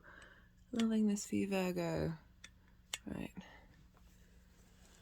Okay, so for the energy of Saturn in Pisces, what we've been learning so far in its direct motion, got the Five of Swords and the High Priestess, and this is just sort of screaming out the ability to find your peace within conflict. So swords are air energy. This is about thoughts, ideas, discussions, and it's one of the most difficult cards. You know, it is a major arcana, so it moves. It's a shiftable energy, but it is about sort of winning at all costs of like certain ideas taking precedence that are breaking away from that are trying to take the power away from other ideas. Okay, so in terms of one-to-one relationships, this can be Saturn's come along and helped see what this dynamic, how this dynamic has been showing out. So I always point out, right, so this is essentially like a kind of bully energy. But bullies were often bullied as kids. You know, if you think about it, trauma begets trauma. That it trying to understand where this energy is coming from, as well as, you know, we've got those who have had things taken away from them. Of like, sometimes we can stay in that victim space and not then figure out what we can do with the resources that we have. Like, appreciate that feeling of like what's just happened, but also being able to go dust yourself off again and be able to then find another sword, basically. But with the High Priestess and with one-to-one relationships, this can highlighting the fact that there may have been discourse in communication. right? Air energy, in those one-to-one relationships, whether that's business, friendship, romantic. That the High Priestess, I love this for sort of embodying the Saturn energy in Pisces. This is the moon card. The High Priestess is all about that deep internal manifestation process that we have within us that is drawing things towards us. We are not taking action. She is in peace with herself. The amount of control and authority that she has over her own reality that isn't about doing things, running around, being here or there. It's like it's really saying you have the vision and clarity to be in at peace with yourself and to understand the process and the journey that's happening, of this unraveling of that conflict energy, rather than needing to fight back, or rather to engage or be that bully. Like we are both of those things. We can be the bully and we can be the victim. It's just part of the human condition. That the High Priestess is saying, just breathe and just let things flow through. Let this conflicting energy that may have come up, let it just flow through you. Be in your own power. Like sometimes the one-to-one dynamic, those very intimate relationships can have a lot of power over us, can diminish the actions that we take. We may prioritize those people in our lives that over than ourselves. Saturn moving through the 7th is getting you to make sure you may have also prioritized yourself over other people and those relationships. Saturn's really wanting you to get into balance with that, but most importantly, knowing your own inner authority, that inner command that you have within you that isn't going to get shaken by that conflict, by a discourse of ideas that may have previously frustrated you. So things may have shown up during that time where you're like, oh, you're in observation of it, right? So the High Priestess is very much that receptive yin night energy of being in observation of a situation, rather than the Magician or fire and air energy that wants to take action. That's that its main mode is taking action. It's not in sort of a direct motion. The High Priestess is very much, as I said, that observational space of just being a little bit of a Zen master, and by being in that, you really tap into this inherent intuition that you have. Maybe seeking a lot of wisdom and ideas from psychic channeling, from dreams, from all of these things that are helping you connect to that inner power and inner strength that you have as the High Priestess. And Saturn giving you the strength to do that. You see here we've got the black and white columns of representing duality, right? Representing the night and the day, of knowing that they are two sides of this place that was within us. She's got the pomegranate in the background of that earthly dynamic, that pleasure principle, really being able to be at peace and know whatever's coming towards you is meant for you, right? And it's not necessarily about confronting situations, but letting them play out. We have I just want to tap into the fact that we're dealing with your 5th and your 6th house as well, which is Capricorn and Aquarius, which is, and I wanted to link it into work because 7th house isn't all about romantic relationships. Now, there's a sense of letting the dust settle over situations that may not have worked out, that 5 of Swords, and cultivating skills and talents that you have, the way that you work, and finding that creative passion of just really a sense of cultivation rather than necessarily seeking it from other people in the outside world. Okay, so Saturn moving through the 7th can help you realize you don't need that support in the way that you thought you did, and being able to tap into your own innate resources. We've got, for the retrograde itself, we've got the 5 of Wands, we've got Temperance, and we've got the 2 of Pentacles in reverse. So the 5 of Wands is chaos energy, really, right? If you see it, you've got it's wands though, so it's passions, it's desires, it's motivations, it's creativity, of ambition. There's a sense of confidence with fire, but we've got 5 all battling out with one another, and no one really looks like they're getting the higher ground. It can be very playful. It can also be disruptive, feeling like you've got a lot of conflicting needs, a lot of conflicting passions, that don't necessarily seem like they are going to come to fruition, like you're sort of stuck in this space. So this can be in terms of friendships and work, and personal relationships in this retrograde is helping you find a sense of peace in this chaos of redefining, okay, well, what's the priority, get to the principles of it. And I say this because we've got it with temperance is about alchemy, is about refining every part of who you are and getting them to work together, purifying and getting to the roots of every part of who you are. And so it's saying that there's a lot going on, there's a lot of passion going on, there's a lot of ideas, there's a lot of direction, that this retrograde is a time of going over these things and spending time of being patient. Temperance is a patient card. You see here the water is moving up into the cup, and this represents thinking outside of the real world, right? The laws of physics as they're currently known. This is about allowing yourself to contemplate an energy that is outside of that, that is bringing in some harmony through that disruption. If I'm thinking about the creative, the fifth house and how you work, there may be lots of different ideas, lots of passions and drives and motivations that you have that may have been felt like there's just a lot going on.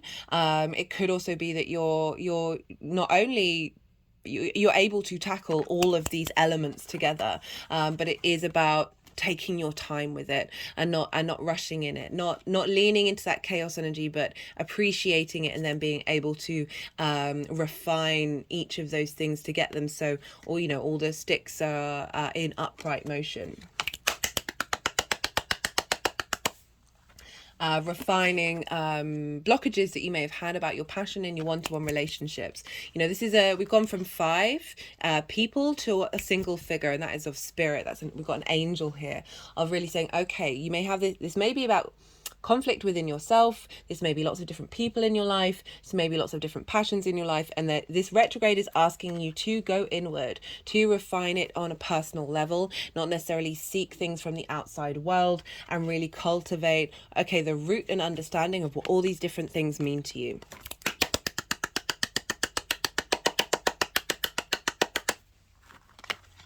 We've got it with the 2 of Pentacles. And so the 2 of Pentacles upright is about survival mode. Again, it's another card that has movement, but it's not necessarily getting anywhere. The ships are on very big waves. This is sense of, I always say, imagine if you're on that ship, you're doing things, you're taking action, but it's to survive in this moment. You don't have the ability to contemplate beyond survival. In reverse, this is bringing things into harmony. This is all those different conflicting energies of that 5 of Wands coming to a space where you are able to move forward with them. And it's Pentacles that can link into the 3D realm. Work, money, health. So the way that you're thinking about that Aquarius energy, the way that you work, how you look after your health, and how these one-to-one relationships may have impacted that, and clearing out those blockages that could have been represented by that fire energy, that 5 of Wands, which is sort of conflicting chaos energy. It's not quite the 5 of Swords, and very interestingly, you do have 2 5s, which are all about change and all about conflict, but we're dealing with an opposition here, which can bring about frustration, can be a bit more hard work. But once we've gone through those processes, the load gets lightened. And this is really highlighted by the final 3 cards. So we've got the 7 of Wands in reverse, with the 4 of Pentacles and the Fool card. So we've got the 7 of Wands, which is very much about somebody who has something of value but can't quite see it, right? They're on the higher ground, they're beating off the competition, but they're wearing different shoes. Imagine wearing shoes with different heels or different shapes. You're just going to feel a bit unsteady in the way that you walk, not quite realizing that you have all the resources you need. You are on that higher ground. Look how unsteady they are. In reverse, this is about knowing you have something of value. It's not necessarily focusing on the competition, but focusing on who you are and what you have to offer. So this is after the retrograde. You've revisited, you've gone over things, you've tempered things, you've brought about a state of alchemy where the bonds in which one-to-one relationships may have limited the way that you see yourself have been alchemized. Doesn't necessarily mean that all of them are, but this is certainly a process that is serving you in the long term if you give it space. We've got this with the Four of Pentacles and the Fool. So this, I love this for the seventh house, first house opposition.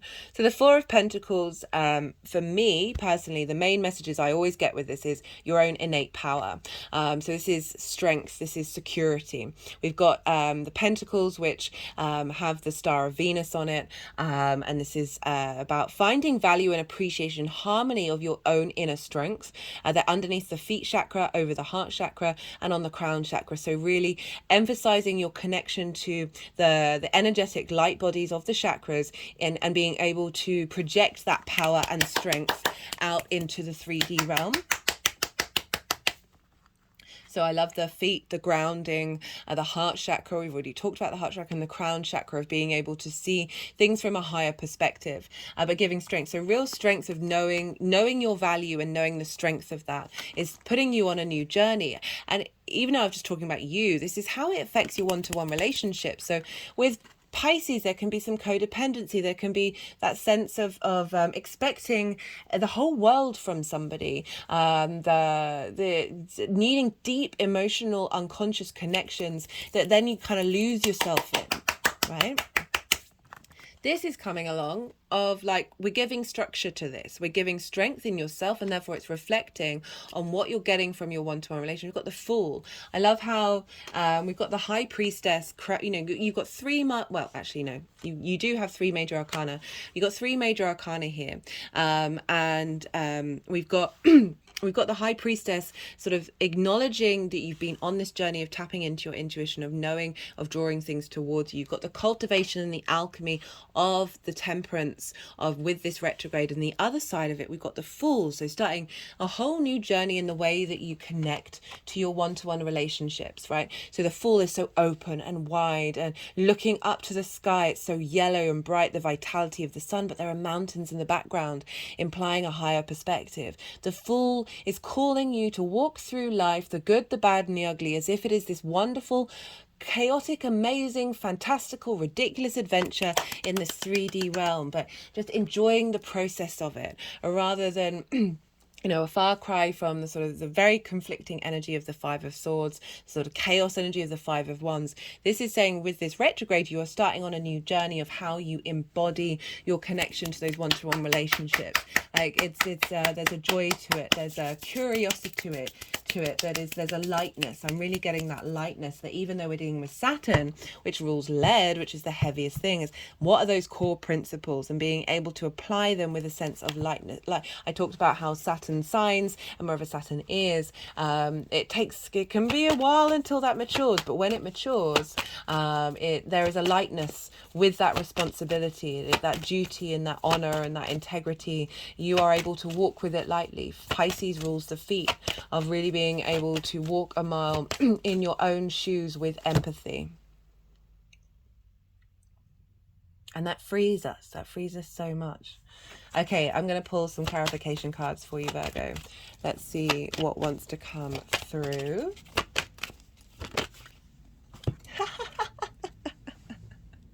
This is the numerology deck. All the decks are in the description box if any of them take your fancy. Do I need to explain this? Without this, right, I thought I'd figured out my self-love. And then Saturn came along and went through my 7th house, and through very dramatic, difficult situations, it was like, no, there's still something at the foundations that's blocking you. And coming out the other side of that, it was more not necessarily focusing on what I'm seeking from other people, but acknowledging what I respect in myself and what I deserve for myself. So the fact that the self-love has come up, it's a 7 as well. We're in a 7 year. Saturn is the 7th celestial body. You know, like they think Saturn's the school of hard knocks. This is what Saturn wants, but wants you to be real with it, authentic with it, integral with it, and realize that that is a duty to yourself in order to support the community. Because self-love's about respect. Self-love is about honoring yourself. Right. And until you're able to do that, like, the relationships you draw towards you are going to be out of balance. It really is as simple as that. Like, there'll be teachable relationships rather than one, teachable for yourself rather than one where you're, obviously we're all constantly in a state of growing, right? Like, if you try and meet somebody, like, it might never happen if the words, right, how am I trying to explain this? That we're always growing, we're always learning, but there are some core things that sometimes you need to get in alignment, that if you don't, and then you engage in a long-term committed relationship, those tests are going to keep showing up, that are going like, hey, this is what you need, and this is what both of you need. But if you're not doing it and it's not showing up, and you're looking to other things, and then you're not respecting yourself by drawing a line there and saying, actually, this isn't serving me in the long term, as much as it may be good, and this and this and this is a fundamental. Now, if we, radically love ourselves unconditionally from a fundamental level, like, the nuances of change, don't diminish a relationship. Right, power, understanding reality, and another 7. This is the first light tarot. And reality, Saturn is very much linked into the boundaries of reality, but it's in Pisces. So being open, like, we can be open to the endless possibilities of the quantum field, as well as still holding space for reality as objective as we possibly can be with it. But I really like that there is a sense of authority. It's backing up that 4 of Pentacles, that I pulled, that of really having that innate power within you, and it coming from a very grounded space. I like how it was Pentacles, so bringing in that earth energy of that where Jupiter is, of how do you map yourself out in the world, how are your values then reflected in your one-to-one relationships. It's not about just being in an echo chamber with people. Like, obviously discourse and divergent information and ideas are very important for us to expand and grow, but there's still, like, stuff that is just there's a line in the sand. Like, get to the core of what they are, and then, like, establish what core word is reflected in that, rather than, oh, I need somebody to like this kind of music. I know that's so well, it's not actually that superficial, it's actually quite fundamental, like music taste. But just something like that, you go, okay, well, what is it that's at the root of that I need? Oh, you need the ability to find connection, and anyway, that was probably not a very good example. I'm going to leave it on that terrible example. It may have resonated for some of you. Some of you may have needed to hear that. But I'm going to leave it at that. Okay, Virgo, I hope you enjoy this video. I hope you got something out of it. If you did, there are lots of things you can do. Hit that like button. Subscribe if you're a new viewer. Hello and welcome. Share, watch the video till the end, even if it's on mute. I'm going to be doing Leo next. That really helps the algorithm push it out there, where it's a growing channel. So the more there's interaction on the channel, the more the algorithm then just sends it out to people. That if you felt you got some benefit from this and you want to share that and integrate that and play that forward, those are some of the things that you can do. But other than that, Virgo, be good to yourself. Love yourself, Virgo. Be good to those around you. And most importantly, be well until we meet again. Leo rising. How you doing, Leo? For those of you just checking into the Leo energy, look to where Leo falls in your chart, the house that it's in, the themes of that house, and apply those themes to the messages that come through. Take what resonates. It's as if that Leo energy with those themes have now moved to the first house. In general, regardless of whether it's your rising sign or not, Leo and Pisces are what's called in conjunct. Okay, so this is a little bit more of a difficult aspect. It might not be as tangible, but in conjunct, so when they traditionally don't have anything in common, right? So Leo, you are fire, you are fixed, you are yang day in nature. Pisces is water, mutable, and yin night in nature. So you've got this, there can be friction, there can be crossed wires of communication. It doesn't necessarily flow with ease, compared to, say, another fire element. There's a lot of respect here. That's the main thing that you want to bring in with the inconjunct, of being able to appreciate that which is different from you. The more that it's like having a conversation with someone where you've got nothing in common on first glance. You haven't got any common denominators. There can, as I said, that friction, there can be a little disruptive. You may, feel like you're both right and you're coming at things from different spaces. The crossed wires of miscommunication. But once you kind of get past that, once you sort of work through those sort of difficulties, then there's the real magic, right? So with an inconjunct, this is about being able to bring these very different perspectives together and then create something out of that. So very sort of maverick,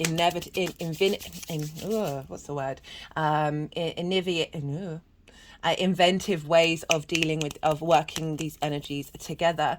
It's about having, like, say somebody's got a skill that you just don't think you have. There can be a sort of a comparison. It's the thief of joy thing, or feeling like, oh, I'm never going to have that, but it's all about respect, of honoring, okay, that is a very different way of dealing with something, and have a deep amount of respect for that difference rather than a separation from it. And so inconjuncts can just feel like they're not as easy to accessible. It can be a little bit difficult, and this energy may have felt frustrating, and a sort of again with Saturn's bringing up limitations and separations, and this sense of a restriction, that this can be felt a little bit more with the inconjuncts, that it's just slightly out of, you can't quite put your finger on it, you can't quite navigate it in a way that comes easily to you. You've got to kind of really embody that Piscean energy without losing your Leo energy, but still allow yourself to be a bit more receptive, a bit more in flow, a little bit more open to change, which is that mutable water, yin, night nature. And so with Leo risings, okay, let's move to the Leo risings. You have Pisces in your 8th house. This is the house of the others' resources, right? So it's opposite the 2nd house of your resources. This is like the give and take between you and the outside world. Time, money, things, ideas, intimacy, passion. So it's that it's the relationship dynamics that shows up in other areas of your chart. So your 7th house is those one-to-one relationships, your friend groups. This is how you exchange energy with the outside world. It is also linked into inheritance, 3D inheritance or cosmic inheritance. The energies always get quite excited with that cosmic inheritance. I always think about Edgar Cayce, who had a lot of planets in the 8th house and was able to channel into the universe and get a lot of psychic revelations, and so there's a lot of magic in the 8th house as well, because it is not only your dynamic in the 3D world, but that with other dimensions. It is linked in, as I said, inheritance. So in the 3D world, this could be something that comes up that supports your long-term legacy, because Saturn is all about legacy, responsibility, duty, care, taking your time over things, finding your own inner power without diminishing other people's. It's all about your legacy. So how is this going to map out in the long term? It's linked into mortgages, loans, car insurance, those sort of big chunks of money, rather than your day-to-day money and your day-to-day income. It could be bonuses that come through. So Saturn moving through the 8th, helping you. And what I like to focus with the 8th house is, like, sometimes we give too much and sometimes we take too much, and sometimes we prioritize needing things from the outside world and sort of clawing at it and having this expectations. I always say with the 8th house, don't have expectations. Draw your resources inward.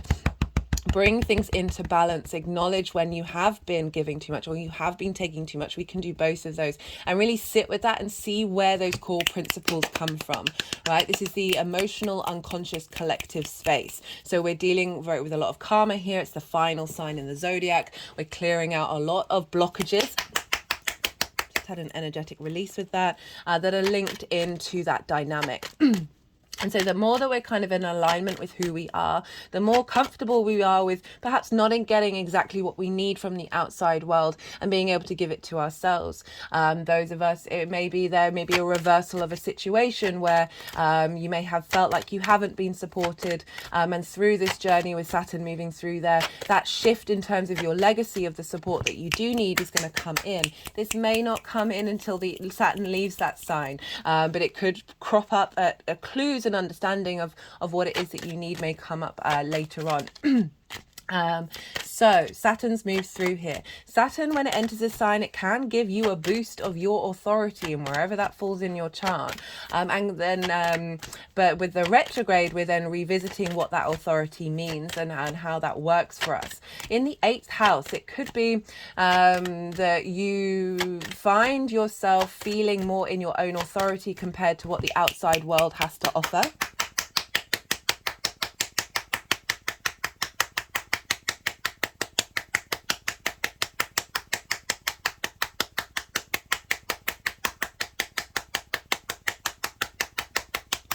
Had an energetic release. Woo! Okay. And questioning the resources of the outside world, looking to whether they are integral or not, seeing where you can build on your own inner integrity. This retrograde, well, let me carry on talking about what that direct motion is. It may have brought up blockages and restrictions in terms of the resources that are available to you from the outside world, recognition from the outside world as well. And and it may have felt heavy, and it may be like, what's going on? Like, I'm putting in the hard work, but the things don't seem to be materializing. That give and take doesn't seem to be in balance. I don't feel seen. You know, especially with the Leo as well, because it is ruled by the sun, and Aquarius is one of the signs that is ruled by Saturn, and that opposition of the light being dimmed. I always say with Leo energy, bring that light within you, turn it inward. If you're seeking it from the outside world, draw it in, find that inner that sun that you have within you in your heart space. I talk a lot about that with the Venus retrograde, which I will mention a little bit more a bit later. And with this retrograde, all that heaviness and that limitations you may have felt from the outside world, and also maybe an exaggeration of your sense of authority, about having something to offer that the outside world doesn't seem to be able to give. This can help either you bring some more integrity with this retrograde of what it is that you have to offer, maybe sort of rebalancing that sense of that authority, that if it's unintegrated, and how have you with this retrograde, there's sort of the weight of all those roadblocks that may have been put up. You're just being able to see them a bit more clearly. You're not necessarily as attached to the heaviness in the same way with the retrograde, and then you're able to revisit and go over them and really question them. This can be being at peace, not the give and take being out of balance. So with the 8th house of the give and take, it's like, are you right? So there's different ways of tackling it. It's like you can withdraw and then not give anything, but it's about, okay, finding out what fundamental dynamics that you have in exchange. Are you going to not give and not share what you yourself with the outside world if you feel like you're not going to get it back? I feel like with this retrograde, you're really going to be a little bit more at peace of being able to express yourself without having those expectations. Like, you're not as bothered. You can see what's going on, and it's not necessarily knocking you off your long-term legacy. So Saturn can bring about tests of commitment to that legacy, to saying like, are you walking your talk? Are you all mouth or no trousers? Like, are you actually going to keep doing what your soul needs to do, despite not necessarily getting the give and take back from the outside world's resources? Like, are you committed to you? Just needs to pause for a second. Sorry about that. I just had to hydrate. Hydration's a very important thing with Saturn being in Pisces. I talk about water in part 3 if you want to go check that out. All the introductions have lots of different things in them to add a sort of a more well-rounded understanding of what's going on with this retrograde phase. Yeah, so with the retrograde, revisiting over those roadblocks is helping clear out those karma responses that we may have. They may have us go inward and sort of retract even more because we're not necessarily getting what we think we need from the outside world. And now with the retrograde, we're just a little bit more ease with it. Maybe you're not as getting emotionally attached to those limitations, and allowing, realizing that they are lessons rather than restrictions to help you move forward, about how to establish very healthy, long-term foundational behavior mechanisms between your give and take with the outside world. As I said, there may have been a sense of something in terms of legacy and inheritance. You may have felt with Saturn moving into Pisces that was coming your way, but the shadow phase, which started on the 11th of March, so even though Saturn went retrograde on the 17th of June, all the dates are in the description box, as well as a list of transits that Saturn's going to be making, aspects with other planets. That we were basically in shadow phase from the 11th of March, not long after Saturn went into Pisces. So shadow phase is when a planet goes over the degrees it's then going to retrograde over. Retrogrades are like 3 times a charm, so you're going over the same degrees 3 times. You might have got a sense of something that's coming your way in terms of legacy and support, that may have not have happened, and this retrograde is helping you be at peace with it, realizing this is part of the side quests that the universe tends to throw our way, and just generally being a bit more mature in the way that you're responding to what the outside world has to offer.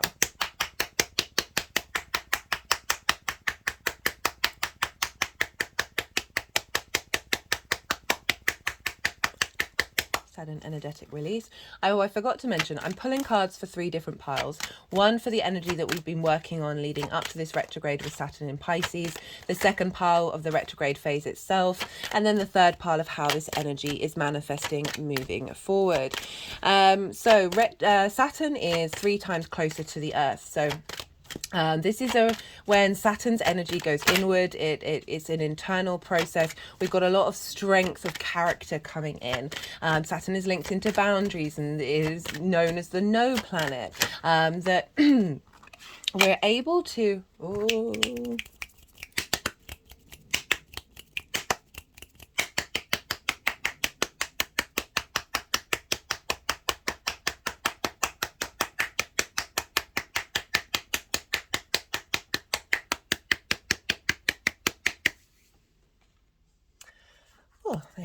quite a response to that one. It's the no planet, and so I mentioned in one of the introductions that this is a really good time to work through habits and limiting beliefs and addictions that you may find in the 8th house. So this can be working through response mechanisms to the give and take in relationships that you may have. There can be resentment in the way that we interact with people, of not giving what we're getting, or resentment of not having enough, and all of these things can show up in the 8th house. So Saturn moving through here again is establishing a new 30-year cycle in the sign of Pisces in terms of your legacy, your duty, your honor, your integrity, your sense of authority in the way that you interact with the outside world. This is we're strengthening these foundations. We're clearing out things that won't serve you in the next 30 years of your life. So this is really helping you understand the cause and effect of relationship dynamics.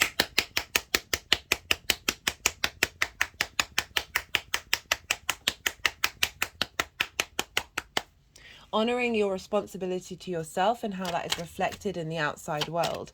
This can be a really good time if you have taken too much from relationships or given too much, of really finding a balance here and drawing a line under the sand and saying, okay, what serves me in the long term?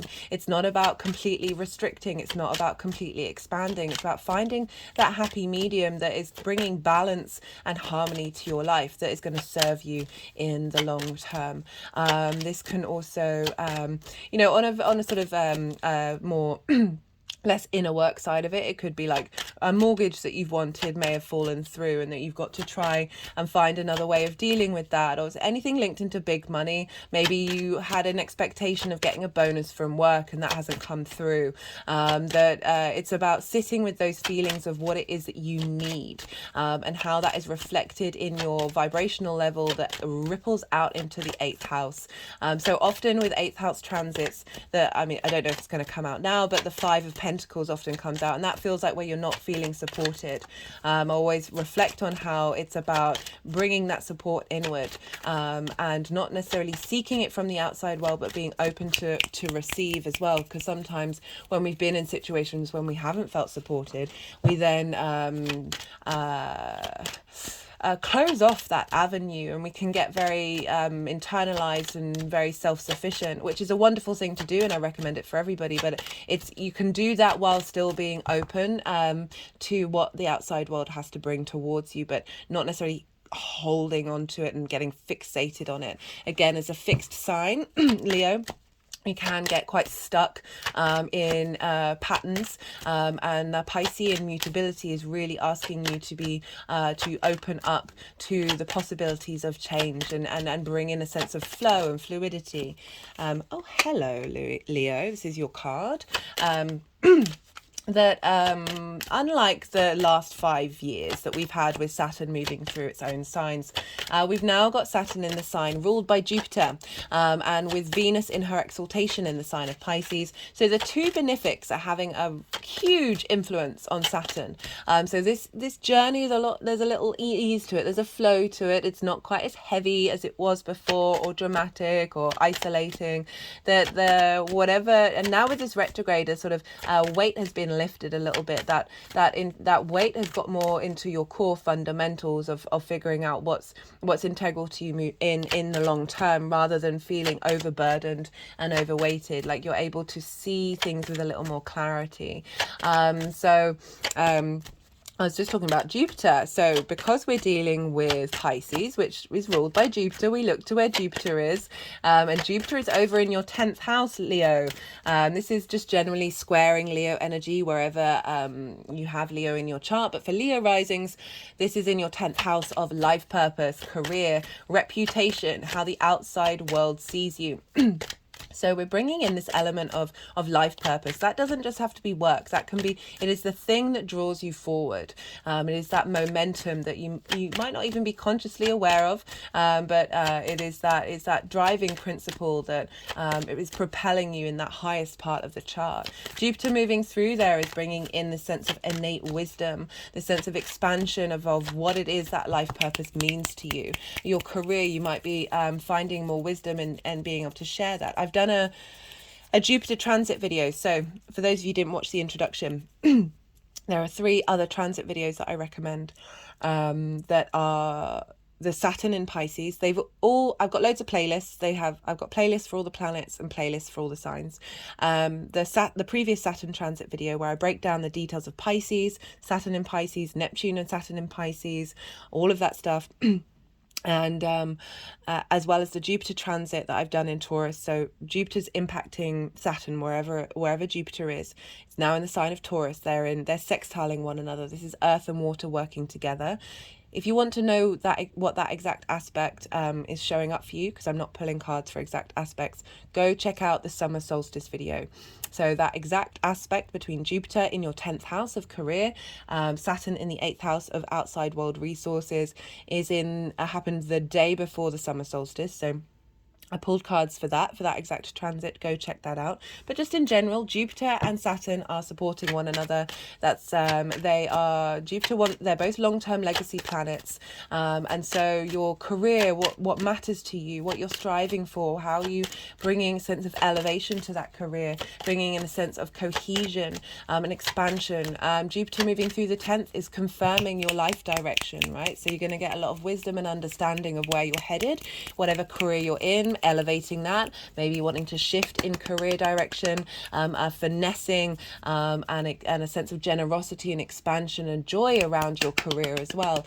And this is feeding into Saturn in a sextile energy, and that's an aspect of Venus wanting to bring creativity, a sense of harmony between your career and the outside world, right? And the outside world's resource. However, Saturn can bring up limitations and frustrations with that, but it's all facilitating you to get really understand what it is that you need and want, and when Saturn will go direct, things will start shifting a bit more, and a bit more, perhaps a bit more, a softening of those limitations, certainly at the very potent early degrees of the chart.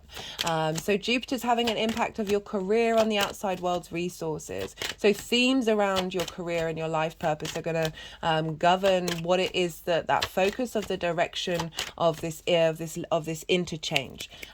So Saturn moving through there, influencing by Jupiter, it could be that you may get a sense of authority or criticism around what it is that you're doing. It's how you work with that. It's really asking you how you work with that. Are you going to get knocked off your perch? Are you going to get defensive? Are you going to get sort of short-sighted with it? Or are you going to sort of allow that criticism to help you understand how it is you want to express yourself in the give and take with the outside world that really is in alignment with the core principle of your life purpose? Whether you're conscious of it or not, there's an exploration time to reevaluate and really get to the root of what it is that you want to give to the outside world and what it is that you need back in return.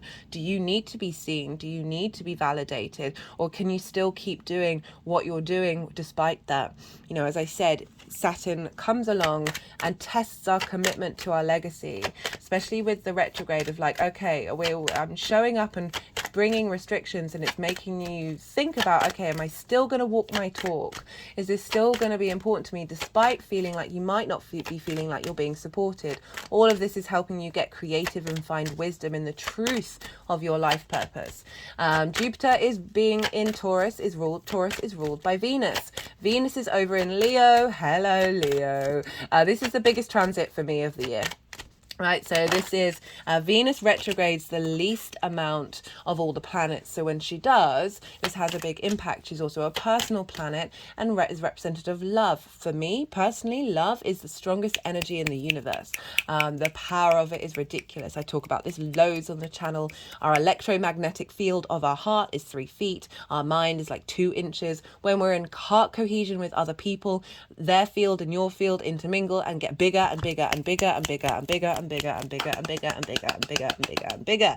The more that we help understand and clear blockages in our heart, the more that we operate from a heart space in any area of our lives, the more that then the universe shifts and changes and adapts to that very powerful energy, right? They say, right, when you got a load of group of people in a room, the person with the strongest energy is going to shift the energy of the people around it. And what better energy to help have influence on the world and the universe is love, right? Unconditional love. This is about really being able to hold space and understand people's situations from a very empathetic space. But let's get back to Venus. So Venus is governing Jupiter and Jupiter is governing Saturn. Therefore, Venus is having an impact on Saturn, and Venus is also having an impact because she's exalted in Pisces, which means she has a very, very strong connection to Pisces. She's raised up high in Pisces, this sort of very dreamlike flow space. I remember when I channeled a very strong message from Venus when she was in Pisces was, every moment is truly divine. The good, the bad, and the ugly, every single moment of it. And it's a really hard thing to lean into because we can get like this pain, this anguish, this frustration of this isn't turning out how I wanted it to turn out, or how dare, like the destruction of the ocean, right? All of these things where we feel this pain. That moment is divine because we are here to experience absolutely everything of the human condition, this human 3D reality. Our souls signed up for that. But anyway, Venus, love, harmony, the sense of connection, of bringing together, of finding value and appreciation of yourself is the core message of Venus moving through Leo from a heart space. And this is happening in your first house. So when we have this in an angular house, And we've also got Jupiter in an angular house. These are very pivotal points in your life, Leo. Just in general, for all of us, it's pivotal.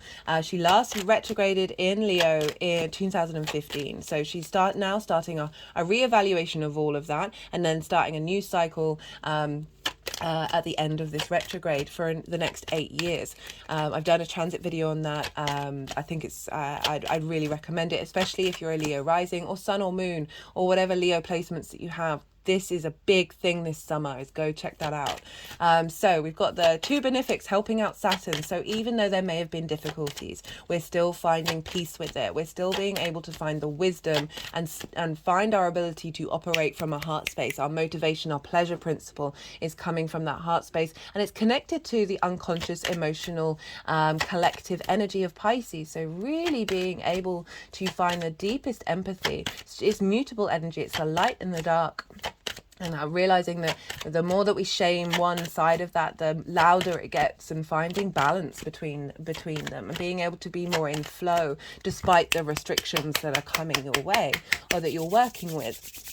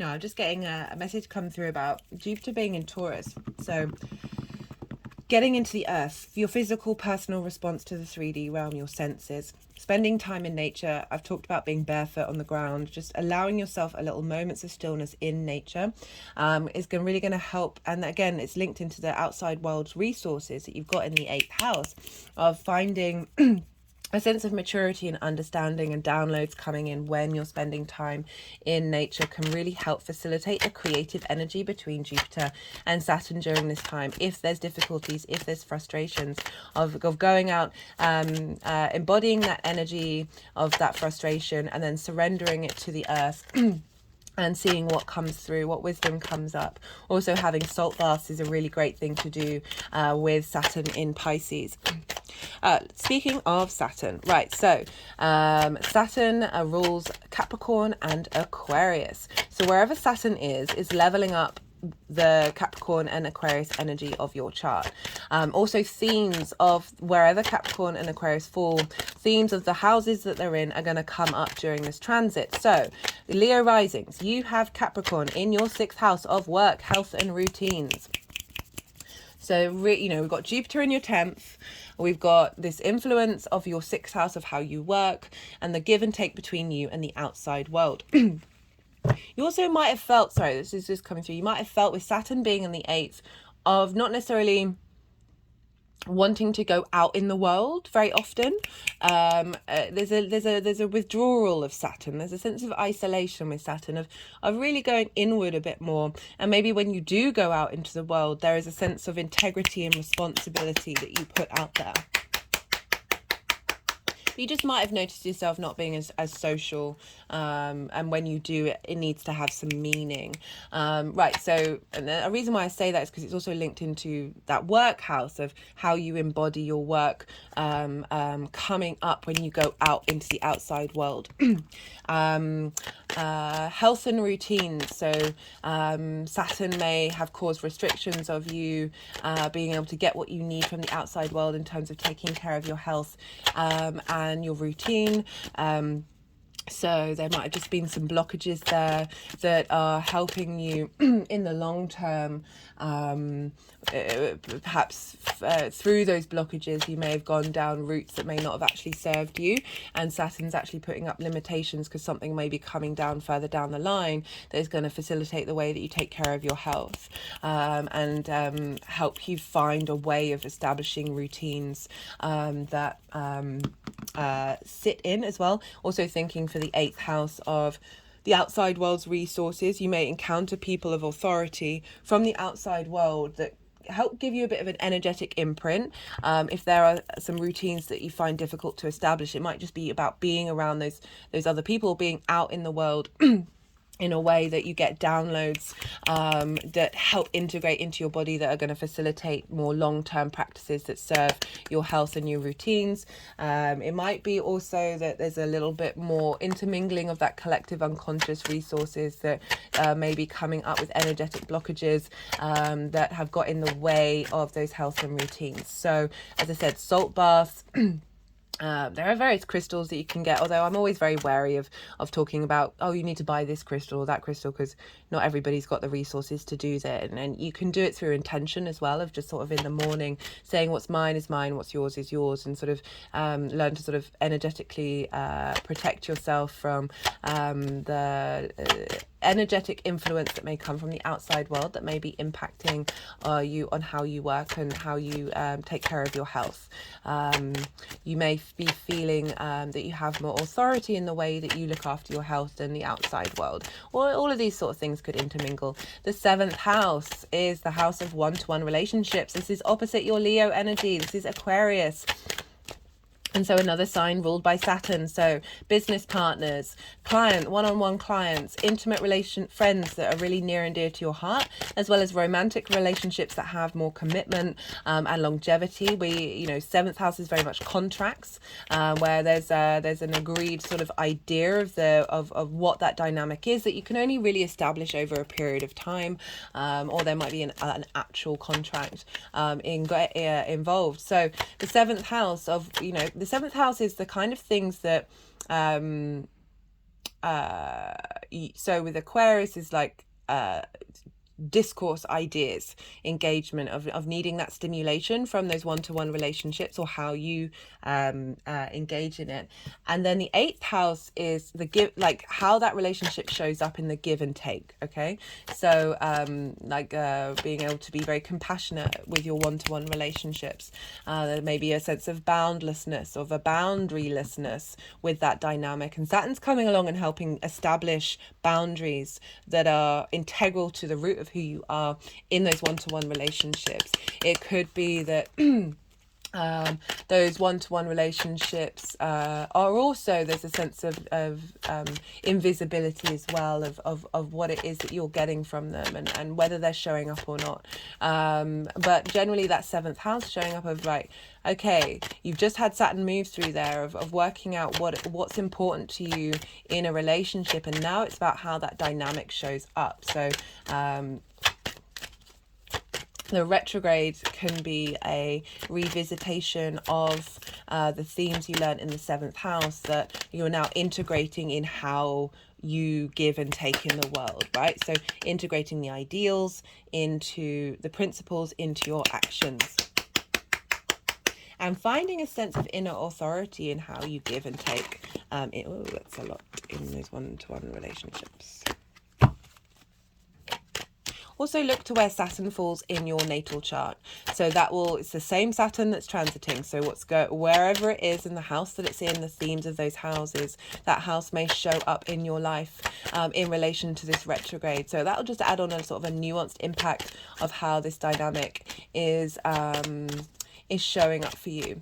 I just want to go back to the 7th house and think about that a little bit more. So it's a commitment to what you have to give in one-to-one relationships, and doing it from a space of integrity, authority, and legacy, right? So we're really strengthening the foundations of how you embody yourself, what it is that you need from the outside world on a very integral space, being established that is being called to show up in those one-to-one relationships.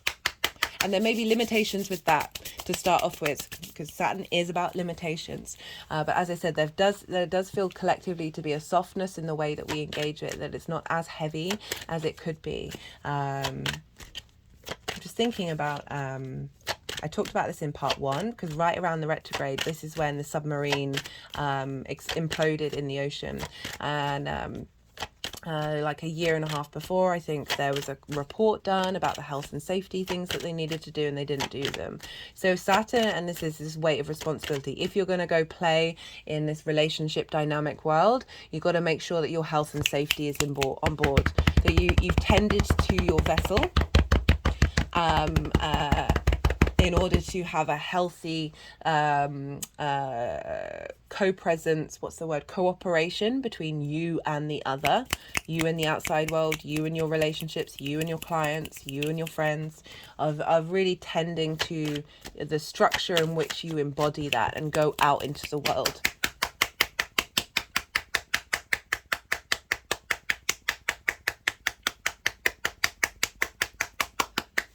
You've got a sense of an increase of control and of being able to say no to situations that don't serve your soul's purpose. And with the Saturn retrograde, of really being able to finesse that and draw that inwards. So in terms of the dates, all the dates are in the description box. That Saturn's going to go direct on the 4th of November. However, so I talked about the shadow phase of when Saturn is going, of when any planet is going back over the degrees that it's already gone over, or will retrograde over. So from the 4th of November to the 7th of February, Saturn's going to be going over those same degrees that we've retrograded over. And it's often, it is not always, but it's a common theme that it's not until Saturn leaves that shadow phase, leaves the degree and enters into new territory, that everything that you've been cultivating over this time starts to kick off, right? Starts to actually start manifesting. There's a sort of a reboot, a shift in, there's a change. There's in some books they've got chapters, but they've got sections in the book that this is starting a new section based off of everything of all the previous chapters. So as I said, all the dates in the description box. I mentioned about how I've pulled cards in the summer solstice video for the Saturn-Jupiter sextile. I've also pulled cards for Neptune retrograde in Pisces. So Neptune is retrograde, Saturn is retrograde. I've pulled cards for that in the Capricorn full moon video, because I'm not doing a separate video on that. But Neptune retrograde is impacting what's going on with Saturn. Even though they're quite far away from each other in Pisces, they're still in the same realm. They're still influencing one another. And across the board, just in general, the Neptune retrograde cards that I pulled for nearly every sign was very much a sense of clarity of that Neptunian energy. So we've got this of how do we bring our idealistic, magical ways of looking at the world into reality, and both Neptune and Saturn retrograde at the same time are going to be working inwardly to find peace with that and find strength and authority and integrity internally before we then go before that then starts manifesting in the outside world. So give it time, breathe, be patient. These are yin night signs, both Taurus and Pisces, very receptive, be in observation, cultivate. There's a sense of strategy and planning, but don't over plan, right? So find that happy balance between open to seeing how you're engaging in the present moment with energies, and really tap into if things come up and frustrate you and a bit annoying, get to the core principles of why that feels like that, rather than fixate on the detail of that particular scenario. Look to the root. We're dealing with the unconscious emotional space here, so we're dealing with the id. We're getting a lot of clearing out of karma of those id responses that are based off of that our ego then navigates through the world with. So the ego gets a lot of flack for things that are actually part of the id, which I'm hoping is going to come more to light during the Saturn transit. I might talk about that in the next introduction about shadow and id and unconscious. But we are dealing with that collective unconscious space of how are we clearing out very archetypal trauma responses and limiting beliefs during this time with Saturn moving through Pisces. And the 8th house is the outside world's resources, that give and take. So you're navigating that quite a lot and how that's impacting you on a personal level. So yeah, as I said, just be mindful, be in observation. Get to the roots of things, and I really feel that will help us all navigate the very sort of more personal events that may happen, that could potentially knock you off your path when you actually kind of get to, okay, I haven't got what I've needed. Somebody promised something and they haven't turned up with it. And you see that potentially as a reflection on yourself. You might get frustrated with the integrity of the other person as well. And it's really asking you to lean into of like, what is it that matters to you in the long term? Is it going to stop you being you? Is it going to stop you on your journey with your legacy? Do you need to be in isolation with that other person? Working with all sorts of very strong primal response mechanisms, and just be in awareness of them, and don't necessarily shame them, but just let them move through you and realize you are the universe manifest in individual form. So you're embodying lots of different primal aspects of the universe. Right. So I talked about the main aspect between Jupiter and Saturn. The rest of Saturn's journey through this retrograde, we are going to have so that's the only bigger outer planet that Saturn's making a main aspect to. The rest of the aspects for the retrograde are all with personal planets, with Mars, Mercury, the Sun, and Venus, as well as the Moon. I won't be going to the Moon details, but all of this is listed in the description box. So from the 20th of July, which I think is 2 days before the retrograde of Venus, Mars is going to oppose Saturn in Virgo. So we're going to have a lot of planets in Virgo opposing Saturn. This can be both supportive and restrictive, right? So personal planets in Virgo for you is in your second house of how you value yourself. It's your resources. It's the tools you have in which to make your money, in which to manifest. And it's the things that you value, and as I said, how you value yourself. So Mars, Mercury, the Sun, Mercury again, then Venus are all going to oppose Saturn during this. Of you may be facing limitations from the outside world, but is that stopping your personal motivation to take action to facilitate your own self-worth, your own manifestation?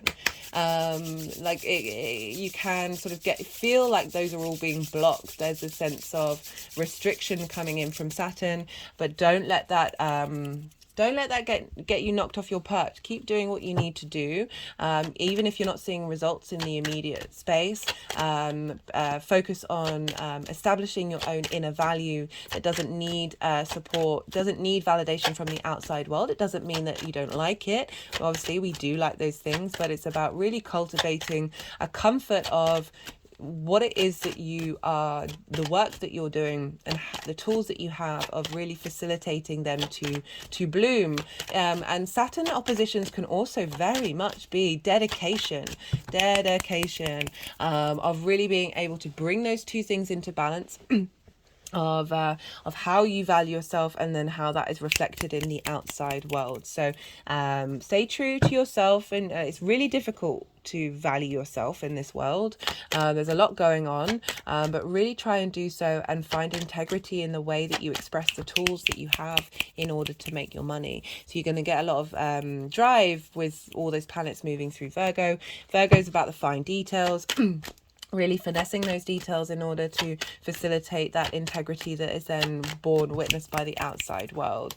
We're also then, so from the 13th of October, planets are then going to move into Scorpio, and this is trining that Piscean energy. So we're going from this opposition where we're trying to navigate and bring things into balance, and once they're in balance, we're harmonizing those two energies together, and in order to create like they're two sides of the same coin, and just being able to bring those together, we then bring in that duality and be able to find the middle path of the utilization of both of those things that facilitate one another rather than reject one another. So that's your cultivating with those oppositions. And then with everything in Scorpio, which will be Mars, Mercury, and the Sun. So that's trining Pisces.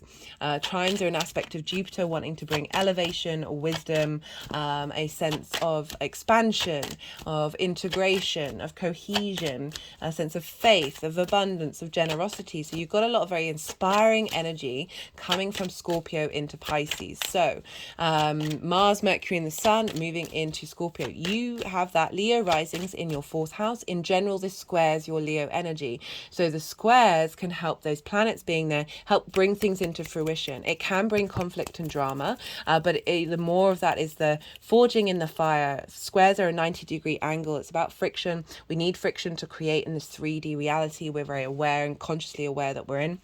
So we've got not only the trine to Saturn, which is providing inspiration and wisdom, feeding into those personal planets and feeding back into Saturn, but also we're squaring that Leo energy of, okay, how are we bringing things into the light? How are we creating in order to support the wisdom and expansion that's happening with Saturn for our long-term legacy? This is in the fourth house of roots, foundations, ancestors, lineage, parents, the roof over your head, and your private life. It's a very intimate part of who you are. It's the bottom of the chart in the dark of the night. And it could be that you start doing things in the home. Sorry, I just had to pause to hydrate. It's very important to hydrate with Saturn being in Pisces. Right, so we've got the forging in the fire between your Leo energy and your Scorpio energy in your home life, right? So this can be doing things in private, in your home, maybe working from home. That is facilitating the cultivation of your integrity, of the responsibility and the duty, but also the legacy of reestablishing the foundations that you have in how your give and take in the world is brought into balance, is facilitating that expansive energy of the trine, of the wisdom, of the elevation of your home, your roots with the outside world. This can also be linked into parents and ancestral work of trauma and limiting beliefs that may be stuck around there. The fourth house often has a lot of trauma because our parents, no matter what they do, it's our job to wound us, right? In order for us to explore our own navigational dynamics of being individuals. And so with the fourth house of that home space, there can be things that may come up that may cause friction in how you embody yourself, that facilitate, or at least being in acknowledgement of releasing old trauma bonds that are linked into the give and take of relationships, eighth house, that is setting up new dynamics. New dynamics with your parental figures or people of authority who took care of you, or helping transmute ancestral energy that has blocked those things, those limiting beliefs of what you can get from the outside world. You might have a limiting belief of thinking that you're gonna get nothing, or that or you're owed the world. Either way, of bringing that into balance. You've got only 3 cards, Leo. This has not happened for any of the other readings, but they're still shuffling, so that's kind of implying that the energies want some more cards to come out.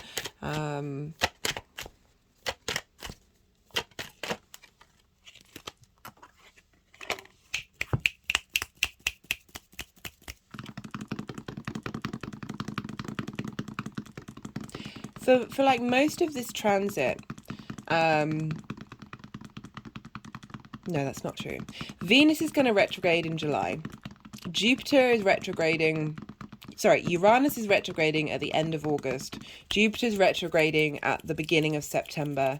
Pluto's retrograde now. Neptune's retrograde. So for a chunk of this Saturn retrograde, all the outer planets are going to be, so basically from the beginning of September to sort of mid-October, I think, all the outer planets are retrograde. So even though these are more sort of collective energies, I personally feel that they're also incredibly personal to ourselves. That we've got a collective energy and a personal level of whoa, okay, Leo. Sorry, they've just put the deck down, so I'm figuring everything's come out. Maybe not. But there's 3 major arcana right there. That these very core fundamental energies that are sort of more long-term trajectory planets, right? Longer cycles. We're in this state of revisiting, revising. We're going over the smaller details. We're able to be in a state of reflection. Just always just remember to breathe and be in pause.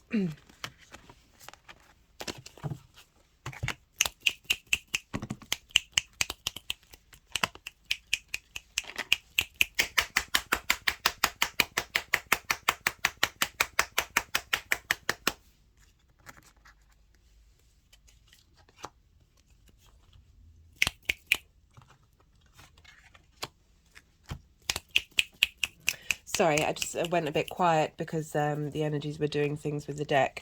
That's when my brain disconnects. That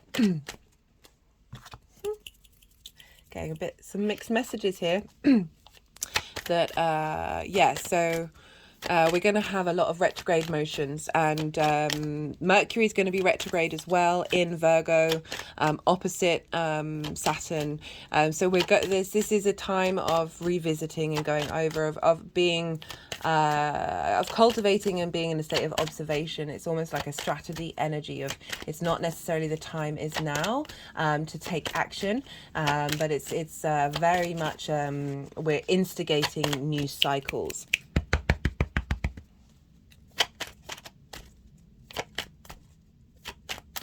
Right, I think that's everything I wanted to talk about. Apologies if I'm repeating myself, but do check out where your Saturn is in your personal chart to add a flavour of what's going on. We're working with, for you Leo risings, like how you embody your work, what kind of relationships are showing up, and how that's realigning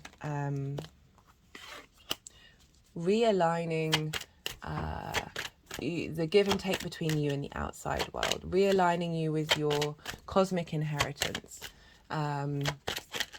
finding a sense of balance between the support and nourishment of your own inner skills in order to make money, and how that is how that's engaged with the outside world. So there's a real focus on this for you over the next 2.5 years, and this is the first retrograde Saturn's going to make, of really helping you finesse anything that isn't going to serve you in the next 30 years. So even if it can be frustrating and limiting, just breathe. It's all I keep wanting to say, is just breathe, and allow yourself to settle and get into a flow mode rather than predicting the future, right? So this is a sense of, if something dramatic's happened, then we might feel like that is going to destroy the future. We have no idea what the future's going to bring. We can have an idea of it, but honestly, the astrology is so nuanced and the energies are so nuanced that there's a surrendering to the possibilities is you can't call it. You can't call what might happen. Look inward, and find your own inner authority. Don't let this be at the expense of others. Be mindful if you're expressing that authority and you can't back it up, because Saturn wants you to be able to back up what you say, and not be a hypocrite. Okay, so I think that's everything that I want to say. So I'm going to go quiet now, because they've picked the deck up, and they're wanting to do a bit more shuffling, and they haven't, even though they put the deck down, they've picked it back up again. And so I'm going to go quiet. You've just had loads of information. So this is after the event as well. So we've got it went retrograde on the 17th of June. That's why I like doing these transit videos after, because you've experienced this for a little while. You kind of know, you might know what's going on in your own personal life, in your own experience that isn't outside of this collective reading. So this is a really good time to let everything I've just said digest into you. This is yin, receptive, night energy of that stillness. We need our sleep as well as our action, and just seeing what pops up, seeing what intuitively comes up while I'm quiet. And then so once they put the deck down, they're going to move the cards around in different and do some energy work. And then and I find it difficult to channel in that way when they're moving the cards around, because it's not me doing it, that I have to sort of surrender the mind, and so it's difficult for me to channel, think and talk at the same time. So do bear with me. I'll go quiet and then I'll come back around when they finish doing what they needed to do, and I'll reintegrate the messages of the tarot into what's just been spoken about, and seeing what correlates with what's been said, as well as what other information that we're going to get from the tarot to help us move through this retrograde phase with a little more perspective.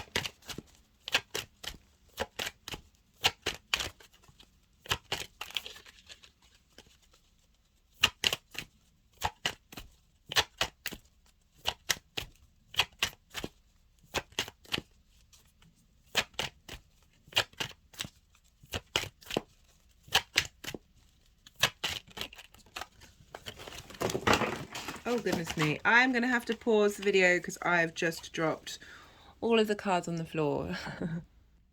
Sorry about that, Leo.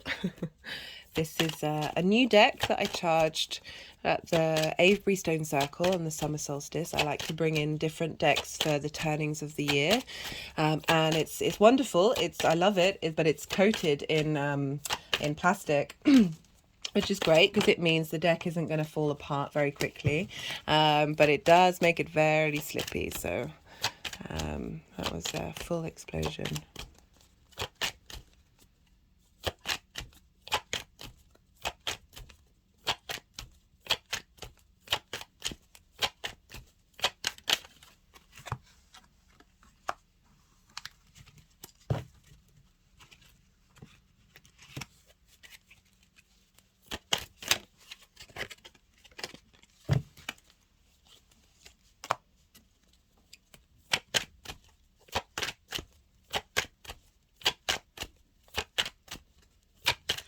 I'm just thinking of so I've certainly noticed with Saturn retrograde that the cards aren't wanting to come out as quickly from the deck. They're taking their time, they're slowing down, and yeah, it's been interesting to bear witness to.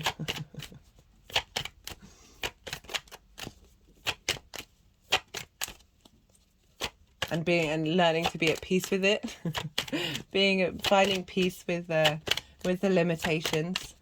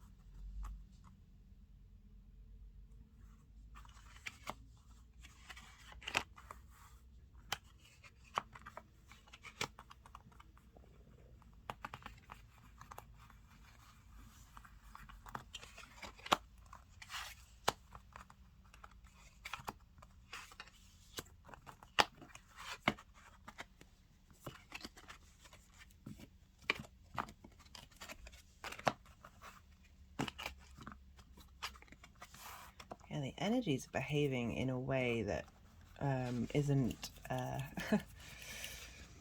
as usual. There's a heaviness and a strangeness in the way that they're moving. Just can't really definitely feel like I'm tapping into the Pisces of the 8th house, of the outside world's resources, of just there's a weight to what's going on in my hands.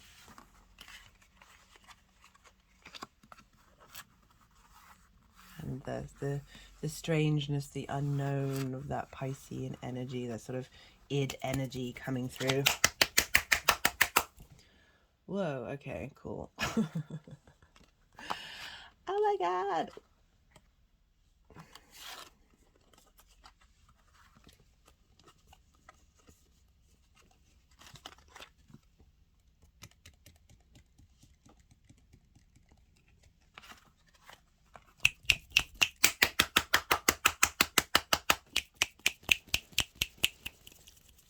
Had an energetic release. Oi. Okay.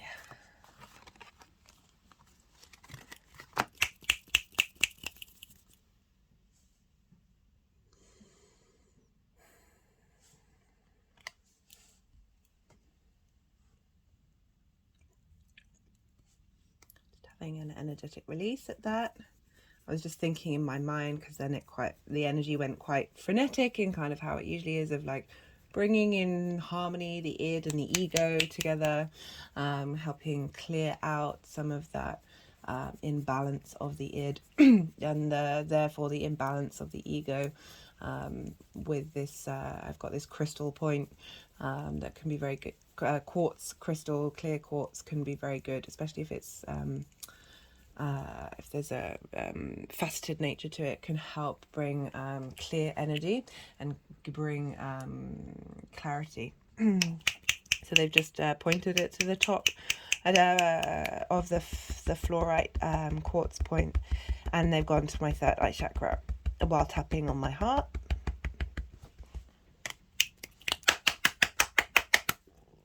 Just had an energetic release. Okay.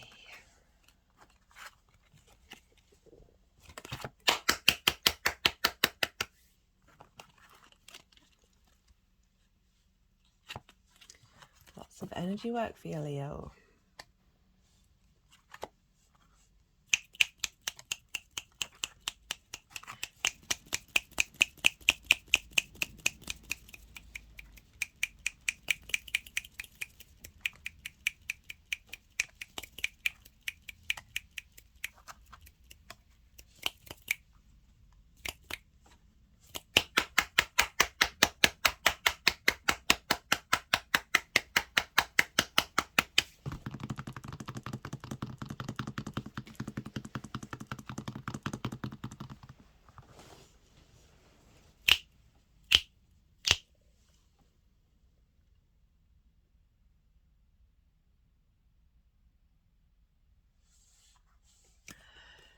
Okay, so we've got for the energy of Saturn moving through Pisces, so that's the first pile.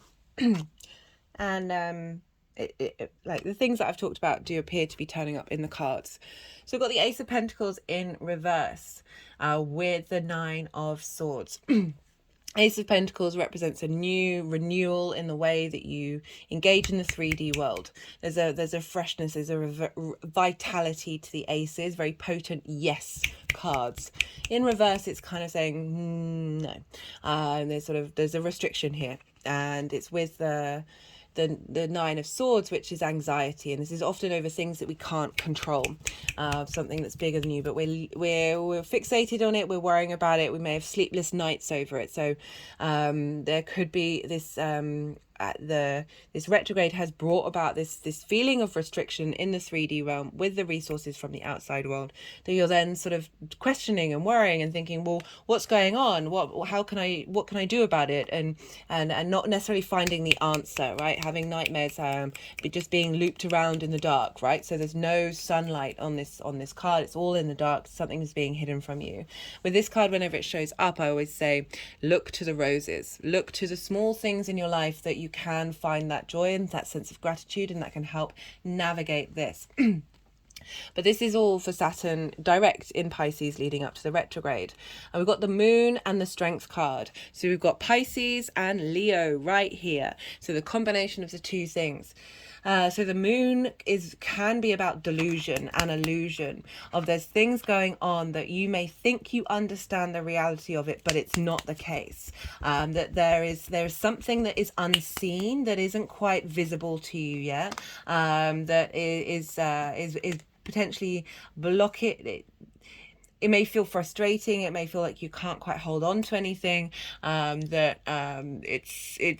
been a difficult navigation of needing to find clarity. So surrender it, right? You've got it with the strength card, which I really like. I just want to fixate on the moon a bit more, because it is about sensitivity. It is about psychic connection. It is about slowing down, be sensitive to your needs, because it's the moon, tapping into your intuition, tapping into that resource of the outside world, of that 5D consciousness, of the creator energy, and bringing it in towards you. So even though it may feel cloudy, muddy, of not being able to see things clearly, there is something that is happening in the unconscious space that will be revealed, right? Well, this card said more will be revealed. We've got a long transit with Saturn. Like, it's not necessarily going to be eureka moments from the get-go. There may be some, but it's about bringing things into balance. We've got the dog and the wolf, and dogs come from wolves, right? There's arguments that the wolves tamed us because they got food and they got a roof over their head, or that we tamed the wolf. That there's an acknowledgement of that duality, of the id and the ego, right?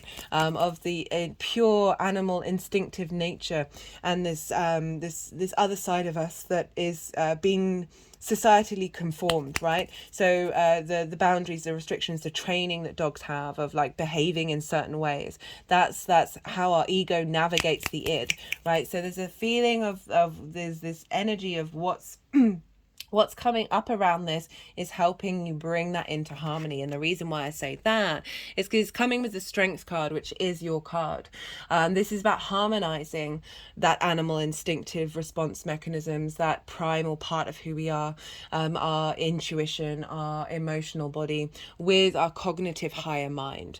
And it's done through love and kindness. This is about taking pause and being in and taking your time to bring in a sense of balance, internal balance. And another word for this card was lust. And this was in the Toss deck by Aleister Crowley.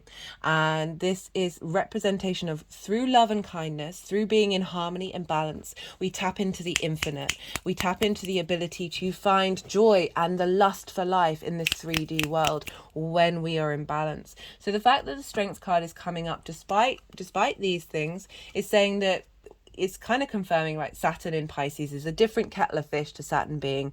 I need to look up the phrase of what that means. A kettle of fish, bizarre.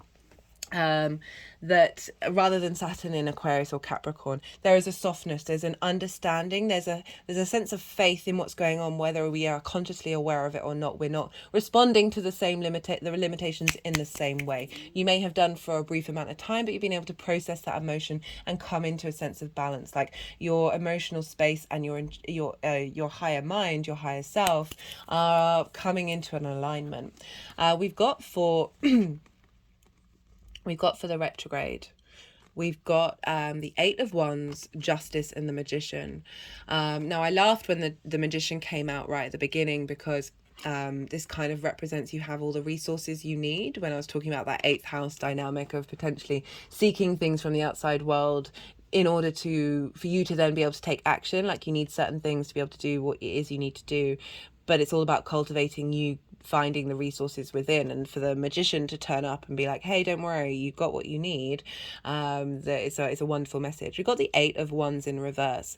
So this feels like this is this retrograde. So this is one of the fastest moving cards in the deck, and it's kind of like go with the flow of what's going on around you. There's speed happening here that is momentum, helping you shift a narrative and shift a dynamic. It's linked into passions and drive and motivation, ambition, and it's inward. So you're going on an inward shifting of what that I mean, if what that means to you, but I'm kind of more in that unconscious id space, because that was really coming very strongly through in the energy work of there's a shift, there's a momentum, there's a change happening internally. So reversal cards can very much be that internal journey rather than an outward journey of your outside world changing.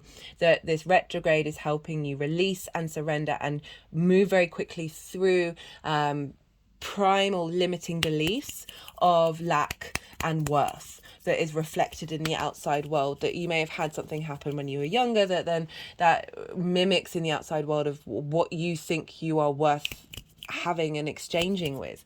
That this is saying there's a shift internally with this retrograde. Saturn's helping clear out those internal spaces that help give you a strong foundation of how then the outside world is going to respond.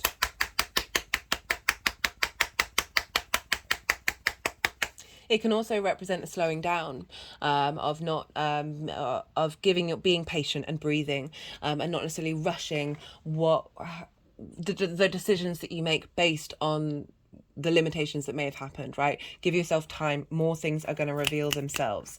Don't lose hope. Got this with justice and the magician. So again, these karmic contracts, justice is very much about the law, about that commitment, about making the right decisions, but it's about things coming into balance. It's about clearing out of old contracts. Contracts are being signed. When we go to the law, that is when a decision is made, and that is drawing a line in the sand to open up new dynamics. This is the Libra card, wanting to bring in balance, social harmony. I see Libra as the social warrior, wanting everyone to have a space at the table, and to be heard and to be seen and to get the resources that they need in order to thrive. With the magician. So again, the magician is about taking action, but the main message that kept pinging in my head is like, this is about having all the resources of all the elements that you have within you. Have all the elements within you. You have all the resources you need in order to create magic in your life. It is not about seeking it from the outside world, but that's not really I'm not saying that the outside world isn't going to give that to you, but this retrograde is helping you realize you keep going, you keep doing what you need to do. You're not getting, it's these tests to your commitment aren't knocking you off from your legacy. They are in fact helping reinforce and establish like you have clarity and direction. This is Mercury of how you communicate, and it manifests in the outside world. Oh, they wanted to pick these up. So we've got for the energy of this all moving forward, got the Nine of Wands and the Four of Cups in reverse. Rather than an inward journey, I'm getting that this is a clearing out of the energy. The Nine of Wands upright is feeling burnt out, exhausted. You're constantly having to defend yourself. There isn't flow, there isn't ease, there isn't recognition. This is the sole survivor. You are self-sufficient. You are sticking by your guns, but you're not getting any support. You're the only one there defending your inner passions, right? And you might be getting criticized, and people might be attacking you for what it is that you're doing, and you're like, I don't understand, I'm just being me, right? And it's not that what I'm putting out is harmful or anything that is worth criticizing over. Why are we in this conflict mode? What is it serving us? And the Four of Cups is very much comparison is the thief of joy. You see here the Three of Cups are out of reach. The Three of Cups represents harmony, celebration, being appreciated by other people, and this figure feels like, oh, that's out of my reach. That's something that other people have and I don't have it. There's a sense of melancholy here, a sense of lack. But the Ace of Cups is coming in. So these are both upside down. And whereas before I was getting more of an inward journey, this feels like this is what it's not that you're on an inward journey to clear that out. It's that this internally has been transmuted by the Knight of Wands. The Knight of Wands, very fast moving, passionate drive, committing to your passion. You've been able to commit to your passion, and you've helped release this idea of getting burnt out by what the outside world isn't giving you. You're finding that inner harmony within yourself, and you're able to champion your passions and your drives. Lots of fire energy, of that motivation and that ambition, the 9 and the 4 in reverse feels for me that those limiting beliefs have been cleared out, or at least a lot of them. Like, we can still always have residues, we're constantly in a state of cycle, but it really does feel that you're doing the work for this part of the journey is helping you shift out of sort of difficult energies that may come from that id principle of the unconscious space that then get mirrored in the outside world, and you're just like, I don't understand where this conflict is coming from. I don't understand why I don't feel in a sense of harmony. And the Knight of Wands is saying, it's either you being able to defend your passions, or getting support from the outside world, to defend your creativity, to defend your passions, your drives, your motivation. So no longer feeling like you are being attacked, but you are being supported. And we got it with the Ace of Wands. So this is a renewal of your expression of your vital creativity in the outside world. There's a sense of virility. This is moving from the sort of the no of the Ace of Pentacles in reverse to the Ace of Wands upright, of this is a yes. This is like, there's now we've cleared out no blockages from the give and take in the outside world. We're now getting yes energy come in. Ooh, just had an energetic release at that. Whoa, that's made me dizzy.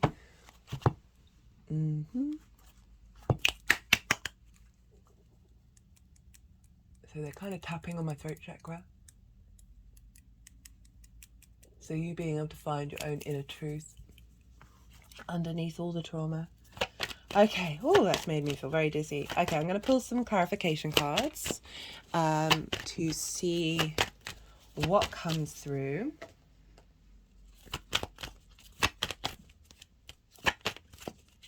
This is a numerology deck. Let's see. Oh, I'm very lightheaded. Let's see what wants to come through for Leo.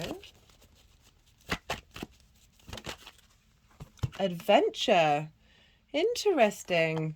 So, you know, rather than blockages of out in the world, of the resources of the outside world, that you're starting a new adventure of engaging with that dynamic, that give and take. Oh, I've just got strange energy in my throat now.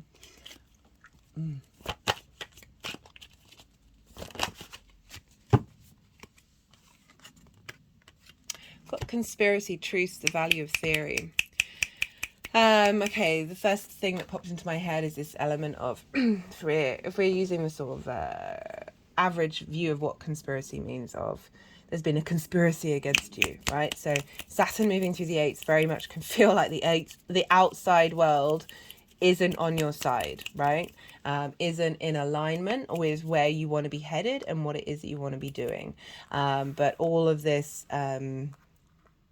has got you to be in more harmony and more balance. Like, you're not necessarily expecting things. Like, less expectations we have, the more the universe opens up to us, and seeing the truth in those things, finding the truth within yourself, because you're not necessarily getting it from the outside world. You know, maybe perhaps with the criticism that you might receive from the outside world with that Saturn can very much be critical of you not maybe as being as sensitive or emotionally responding to that, as seeing it as a reflection of who you are. You're just awareness of it can be other people's stuff. It doesn't have to touch you. Having boundaries between that cosmic outside space that may have been unintentionally blocking you from being able to express yourself. I'm getting a lot of energy around the throat chakra. So for some of you, it may be very much linked to being able to embody your truth and the vibrational song that you have to speak. Right, so we're all songs in motion, vibrations in motion, and having that in attunement, because you might not be getting the support you need from the outside world, of you being able to sing your song despite what's going on in the outside world as well, which is super big with everything that's going on. And I'm just thinking of that Venus retrograde, of a reevaluation of how you embody yourself. So that is going to be fundamental to this dynamic as well. Right. I want to go back to the First Light Tarot on one more card from the First Light Tarot. Nope. That was half the deck.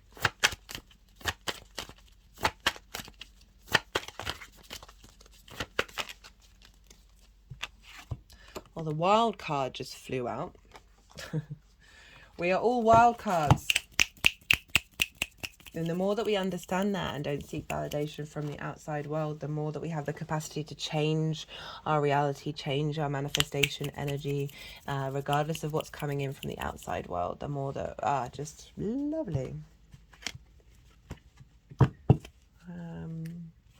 Okay, no. So that was the sort of, whenever those cards come up, I'm kind of like, I know they have a message for somebody, but like universally it might not apply. Let's see what final message. Right, got this Chariot. Drive, determination, ambition, emotional control.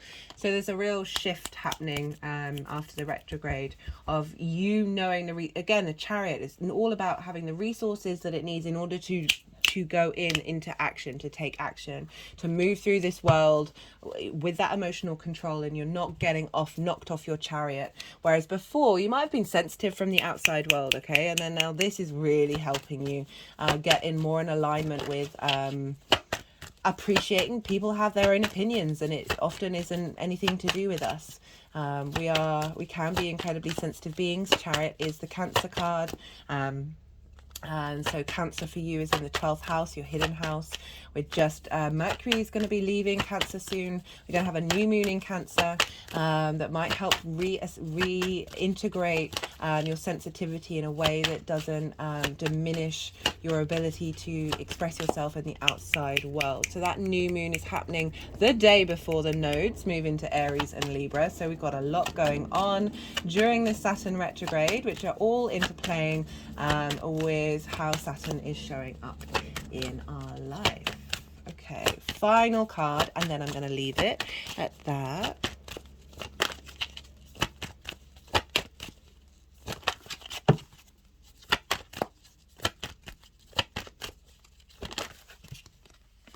Got teaching and learning. So for some of you, this might be receiving wisdom from the outside world to learn, and also being able to impart wisdom to those in the outside world. We're also thinking about Jupiter in Taurus, that might be linked into some of you whose career it is, but just generally being really open to that we are, every day is a school day, that we're constantly in a motion of in motion of learning and growing and sharing what we've learned, and then learning from what other people have to say to that, of being in a very healthy flow in exchange with the outside world, rather than I'm right, you're wrong, or I'm taking this, you're not having it. Like moving away from those binaries and moving into a flow space. Okay, I'm going to leave it at that, Leo. If any of this resonated, don't forget to hit the like button.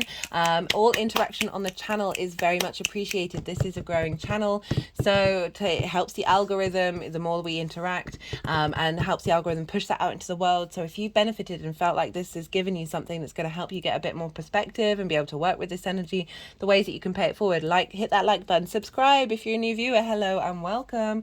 Watch the video till the end. I appreciate this is the end of the video, but when you watch videos, watch until the end, even if you put it on mute.